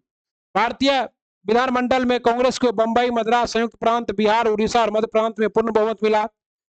ठीक, कहता है उत्तर पश्चिमी सीमा प्रांत में कांग्रेस को 19 मुस्लिम सीटों को सहित कुल 30 सीटें, 19 मुस्लिम सीट भी कांग्रेस जीत लिया। इससे मुस्लिम लीग को लग गया कि कांग्रेस के साथ रहने में क्या है, भारत में रहने में दिक्कत है, इसलिए वो बोला तो हमको और आजादी चाहिए। जबकि मुस्लिम लीग मात्र 7 सीटें जीती। पंजाब में कांग्रेस, अकाली दल तथा यूनियनिस्ट पार्टी की साझा सरकार बनी।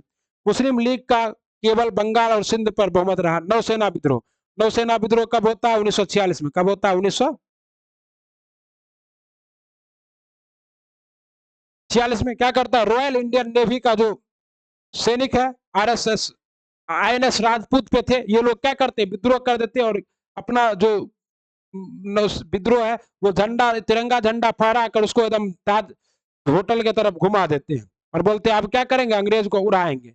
अंग्रेज सब डर जाता है। तब जाके जिन्ना और जवाहरलाल नेहरू के क्या चीज प्रयास से ये आंदोलन रुकता है। तो यही होगा कि तलवार है, ओके, क्योंकि खाना उना नहीं मिलता था भारतीय सेना को अच्छा से। इस अपमानजनक भिखारियों के चुनने की छूट नहीं होती थी, कहा कि भिखारियों को चुनने की छूट नहीं होती। इस अपमानजनक व्यवहार के विरोध में तलवार सैनिकों ने हड़ताल कर दी। तलवार नामक नौसैनिक जहाज का नाविक सी दत्त ने अंग्रेज सहायता भारत छोड़ो लिखा था, इसके कारण उन्हें गिरफ्तार कर लिया, जो विद्रोह का एक अन्य कारण बना। 19 फरवरी को बंबई के 20 नौसैनिक जहाजों पर इस विद्रोह का असर हुआ और इस जहाजों पर ब्रिटिश यूनियन जैक ध्वज उतार दिया गया और इसके स्थान पर कांग्रेस और मुस्लिम लीग और कम्युनिस्ट पार्टी के ध्वज फहराए गए। विद्रोही नाविकों ने एक केंद्रीय संघर्ष समिति का गठन किया। 20 फरवरी 1946 तक हड़ताल कराची, विशाखापट्टनम और कलकत्ता तक फैल गई और इससे क्या हुआ, अंग्रेज के दम फूल गए। नौसैनिक ने मुंबई की जनता का समर्थन मांग की, जिसके परिणाम में 22 फरवरी को बंबई के 20 लाख मजदूरों ने हड़ताल कर दी। इसके अतिरिक्त समर्थन में थल सेना और वायुसेना ने भी असंतोष बढ़ने लगे। विद्रोहियों को दबाने के लिए एडमिरल गॉलफेंट ने ब्रिटिश सरकार ने भेजा था, आदेश दिया कि ब्रिटिश फौज को सारी सेना दमन के लिए लगा दी जाए, चाहे संपूर्ण नौसैनिक शक्ति ही क्यों न नष्ट हो जाए। ब्रिटिश प्रधानमंत्री एटली ने भी संसद में घोषणा की कि विद्रोह को दबाने के लिए लेफ्टिनेंट जनरल लोखाड़ के नेतृत्व में ब्रिटिश सेना भेजी जा रही है। ऐसी विस्फोटक स्थिति में सरदार वल्लभ भाई पटेल ने हस्तक्षेप करते हुए विद्रोही नौसैनिकों को क्या किया, समर्पण करने के लिए परामर्श दिया। और क्या हुआ, इस प्रकार सरदार वल्लभ भाई पटेल बोले कि तुम लोग समर्थन कर दो, समर्पण, क्योंकि अब हम लोग जीतने ही वाले हैं और जीतेंगे तो क्या होगा, तुम लोग को छोड़ देंगे, ठीक है ना। तो 23 जन फरवरी 1946 को नौसैनिकों ने क्या किया, आत्मसमर्पण कर दिया और विद्रोह समाप्त हो गया, ठीक ना। तथा नाविकों के ने आत्मसमर्पण करते हुए कहा, हम भारतीय राष्ट्रीय नेताओं के सामने आत्मसमर्पण कर रहे हैं, ब्रिटेन के सामने नहीं। ब्रिटेन के सामने हम मरना पसंद करेंगे, आत्मसमर्पण करना नहीं। अब कहता है भारत का आखिरी प्रस्ताव, कैबिनेट मिशन 1946 कहता है भारत में संवैधानिक समस्याओं के समाधान हेतु ब्रिटिश प्रधानमंत्री एटली ने 19 फरवरी 1946 को एक कैबिनेट मिशन भेजने की घोषणा की। क्या भेजने की घोषणा की, कैबिनेट मिशन भेजने की घोषणा की। कैबिनेट मिशन 19 मार्च 1946 को भारत आया। इस मिशन में कैबिनेट ब्रिटिश कैबिनेट के 3 मंत्री थे, कौन, सर पैंथिक लॉरेंस, सर एटोफ हॉकिंस और एवी अलेक्जेंडर, नौसेना प्रमुख। ओके, और इन सबों ने क्या कहा, बोला भारत क्या होगा, आजाद होगा। ओके, अंतरिम सरकार गठित करने की मांग मान ली, भारत की आजादी की मांग मान ली और संविधान सभा का निर्माण कर दिया। कैबिनेट मिशन की घोषणा करते हुए लॉर्ड पैंथिक लॉरेंस ने स्पष्ट किया कि इसका उद्देश्य स्वतंत्र भारत का संविधान तैयार करने के लिए शीघ्र ही एक क्या है, कार्य प्रणाली तैयार करना तथा अंतरिम सरकार के लिए क्या करना है, आवश्यक प्रतिबंध उत्पन्न। कैबिनेट मिशन के 3 सप्ताह तक भारतीय राजनीति दलों के नेताओं और वायसराय की कार्यकारी समिति के सदस्यों तथा देशी रियासतों से विमर्श किया, परंतु जब इसके कोई सर्वसम्मत हल नहीं निकला तो स्वयं एक योजना प्रस्तुत की, जिसका प्रावधान निम्न था, ब्रिटिश प्रांतों और देशी रियासतों को मिलाकर एक संघ बनाया जाए, इसके अधीन वैदेशिक मामले, सुरक्षा, संचार विषय हो, इसके लिए इसका उचित समर्थन। संघ एक कार्यकारी व व्यवस्थापिका सभा होगा, जिसका सदस्य क्या होगा, ब्रिटिश प्रांत और देशी रियासतों। अवशिष्ट शक्तियां प्रांतों में क्या रहेगी, निहित रहेगी और किसी भी सांप्रदायिक निर्णय पर दोनों बहुसंख्यक जातियों को जन्म बहुमत, संपूर्ण सदन का बहुमत होना अनिवार्य होगा, ठीक है। संविधान निर्माण के लिए संविधान सभा का गठन किया गया। 389 सीट थे, जो कि क्या हुआ, मुस्लिम लीग के अलग होने के बाद 292 ब्रिटिश सदस्य थे और 93 देशी रियासत और 4 सदस्य कमिश्नरी क्षेत्र से। प्रत्येक 10 लाख की जनसंख्या पर एक सदस्य को क्या किया गया, चुना गया। प्रत्येक 10 लाख पे कितना, एक सदस्य को चुना गया। संविधान सभा की प्रारंभिक बैठक के बाद प्रांत अपने आप को 3 वर्गों में बांट गए। वर्गों, हिंदू बहुमत वाले प्रांतीय गुट, जिसमें मद्रास, बंबई, संयुक्त प्रांत, उड़ीसा, बिहार तथा मध्य प्रांत शामिल थे। मुस्लिम बहुमत के प्रांतीय गुट, जिसमें पंजाब, पश्चिमोत्तर सीमा प्रांत और सिंध और बलूचिस्तान शामिल था। उसके बाद वर्ग 100 में सी में क्या था, मुस्लिम बहुमत वाले पूर्वोत्तर पर्वतीय क्षेत्र, जिसमें उत्तर पूर्वी सीमा प्रांत, बंगाल और असम सम्मिलित। वस्तुतः कैबिनेट मिशन की यह योजना विलक्षण परंतु अत्यधिक विवादास्पद थी, क्योंकि प्रांतों का वर्गीकरण मुस्लिम लीग को संतुष्ट करने के लिए किया गया था। कांग्रेस के कैबिनेट मिशन को संविधान सभा के संबंधित प्रस्ताव को तो स्वीकार कर लिया, लेकिन अंतिम सरकार के गठन प्रस्ताव को क्या कर दिया, मना कर दिया। तो मुस्लिम लीग 6 जून 1946 को कैबिनेट मिशन योजना स्वीकार कर ली और 29 जुलाई को अपनी स्वीकृति वापस ले ली। पाकिस्तान की मांग हेतु सीधी कार्रवाई दिवस मनाने की घोषणा की तथा महात्मा गांधी ने कैबिनेट मिशन के बारे में टिप्पणी की थी कि यह योजना उस समय की परिस्थितियों के परिप्रेक्ष्य में सबसे उत्कृष्ट योजना थी। किसने कहा, महात्मा गांधी ने कहा समय के परिप्रेक्ष्य में सबसे उत्कृष्ट योजना थी। किसने कहा, गांधी जी ने। 16 अगस्त 1946 को मुस्लिम लीग ने प्रत्यक्ष कार्रवाई दिवस मनाया। कब, 16 अगस्त 1946 को प्रत्यक्ष कार्रवाई दिवस मनाया गया। किसके द्वारा, मुस्लिम लीग के द्वारा। पता है, लीग ने इस समय नारा दिया था लड़कर लेंगे पाकिस्तान। लीग ने नारा दिया था लड़कर लेंगे पाकिस्तान, और लेके भूखे मरेंगे, क्या आतंकवाद का फैक्ट्री चलाएंगे। फलता पाकिस्तानी दंगे शुरू हुए। कलकत्ता में इस समय अनेक शांतिपूर्ण अपना बेटा है पाकिस्तान, कितना भी नालायक हो, माँ बाप उसको कर ही लेता है। जो मंत्री आया बिलावल भुट्टो का एकदम जैसे बकरा का ना बकरीद में स्वागत किया जाता है वैसा स्वागत। कलकत्ता के बाद बिहार, अहमदाबाद, पंजाब और उत्तर पश्चिम सीमा प्रांत में सांप्रदायिक दंगे फैल गए। नोआखाली में सांप्रदायिक दंगे सबसे प्रभावित हुए, जहां शांति की स्थापना के लिए गांधी जी खुद गए। अंतरिम सरकार 1946 में 16 मई 1946 को वायसराय लॉर्ड बेबल ने योजना के अनुसार अंतिम सरकार बनाने का प्रस्ताव आया। इस प्रस्ताव को 40% सीटें हिंदू और 40% सीटें मुस्लिमों को देने का प्रावधान। इसके अतिरिक्त 20% सीटें और भारतीय ईसाई, अनुसूचित जाति और पारसियों को देने का प्रावधान था। 12 अगस्त 1946 को क्या किया गया? अंतिम सरकार का गठन किया गया, और हमारे देश के पहले प्रधानमंत्री कौन बने? आपके जवाहरलाल नेहरू। 24 अगस्त को वायसराय का अंतिम सरकार गठन घोषणा, परंतु मुस्लिम लीग ने कांग्रेस के प्रयासों के बावजूद शामिल होने से इनकार कर दिया। अंतिम सरकार में मुख्यतः सरदार वल्लभ भाई पटेल, जवाहरलाल नेहरू, अरुणा आसिफ अली, सरदार बलदेव सिंह, जगजीवन राम और नेता सम्मिलित हुए। ये सब क्या हुए? कांग्रेस द्वारा सरकार में शामिल होने के बाद अंततः लीग ने 15 अक्टूबर 1946 को सरकार में शामिल होने का फैसला किया। वस्तुतः लीग द्वारा सरकार में शामिल होने का मुख्य उद्देश्य सरकार के क्या करना था? कार्यों में बाधा डालना और उसे असफल करना था। लीग ने लियाकत अली, आई चूड़ीदार, अब्दुल खान विस्तार आदि जोगेंद्र मंडल तथा एटली की घोषणा फरवरी 1947। एक विकट राजनीतिक परिस्थितियों में ब्रिटेन के प्रधानमंत्री एटली ने 20 फरवरी 1947 को इंग्लैंड के हाउस ऑफ कॉमन्स में घोषणा की कि ब्रिटिश सरकार जून 1948 तक भारतीयों को सस्ता हस्तांतरण कर देगा। इसके बाद लॉर्ड बेबल के स्थान पर लॉर्ड माउंटबेटन को क्या बनाया गया? नया वायसराय बनाकर भेजा गया। तो अब हम लोग क्या हो रहे हैं? आजाद हो रहे हैं। भारत में क्या हो रही है? आजाद हो रही है। लॉर्ड माउंटबेटन ने 23 मार्च 1947 को वायसराय का पदभार संभाला। विचार विमर्श के उपरांत लॉर्ड माउंटबेटन ने क्या किया? निष्कर्ष निकाला कि देश का विभाजन समस्या का क्या हल है? दंगे का हल है। कांग्रेस के प्रमुख नेताओं द्वारा विभाजन की स्वीकृति देने के बावजूद गांधी जी और अबुल कलाम आजाद विभाजन के क्या थे? सख्त खिलाफ थे। लेकिन अंततः महात्मा गांधी भी तत्कालीन भारतीय परिस्थितियों को देखते हुए विभाजन के लिए स्वीकृत हो गए। कांग्रेस ने क्या किया? लॉर्ड माउंटबेटन ने अपनी योजना स्वीकृत कर ये लंदन के लिए भेजा, और 3 जून 1947 को इसे क्या किया गया? योजना को प्रकाशित कर दिया गया, जिसमें माउंटबेटन योजना के नाम से, और इस योजना के तहत भारतीय संघ का पृथक पाकिस्तान के रूप में बंटवारा कर दिया गया। और 10 जून 1947 को मुस्लिम लीग ने इस प्रस्ताव को क्या कर लिया? स्वीकार कर लिया। और 4 जुलाई 1947 को ब्रिटिश संसद ने भारतीय स्वाधीनता विधेयक प्रस्तुत किया, जिसे हाउस ऑफ कॉमन्स तथा हाउस ऑफ लॉर्ड्स ने पास कर दिया। मतलब अब क्या हुआ कि पूरी तरह से पास हो गया भारतीय स्वतंत्रता विधेयक, और अब हम लोग क्या होने हैं? आजाद होने वाले हैं। लेकिन तभी 14 अगस्त को क्या हुआ?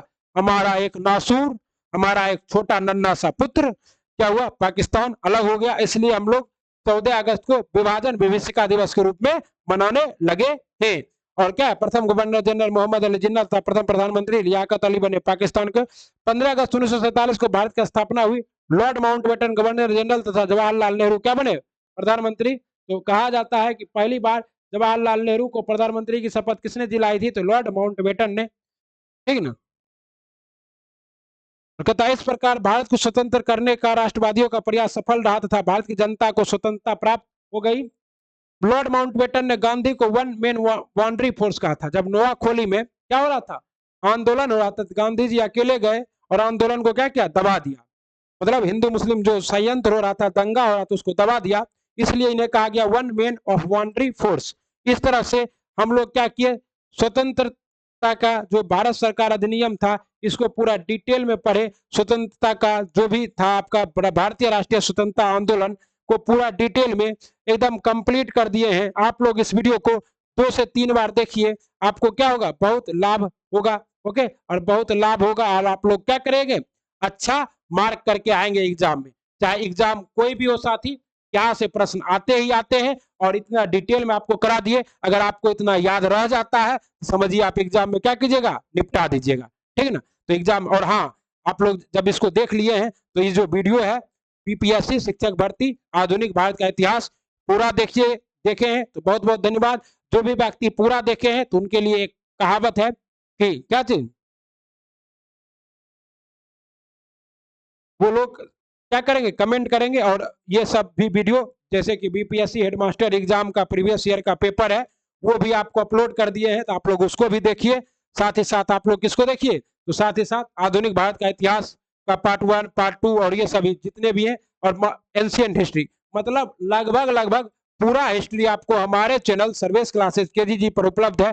आप सबों को देखिए, अपना खूब सारा प्यार दीजिए वीडियो को।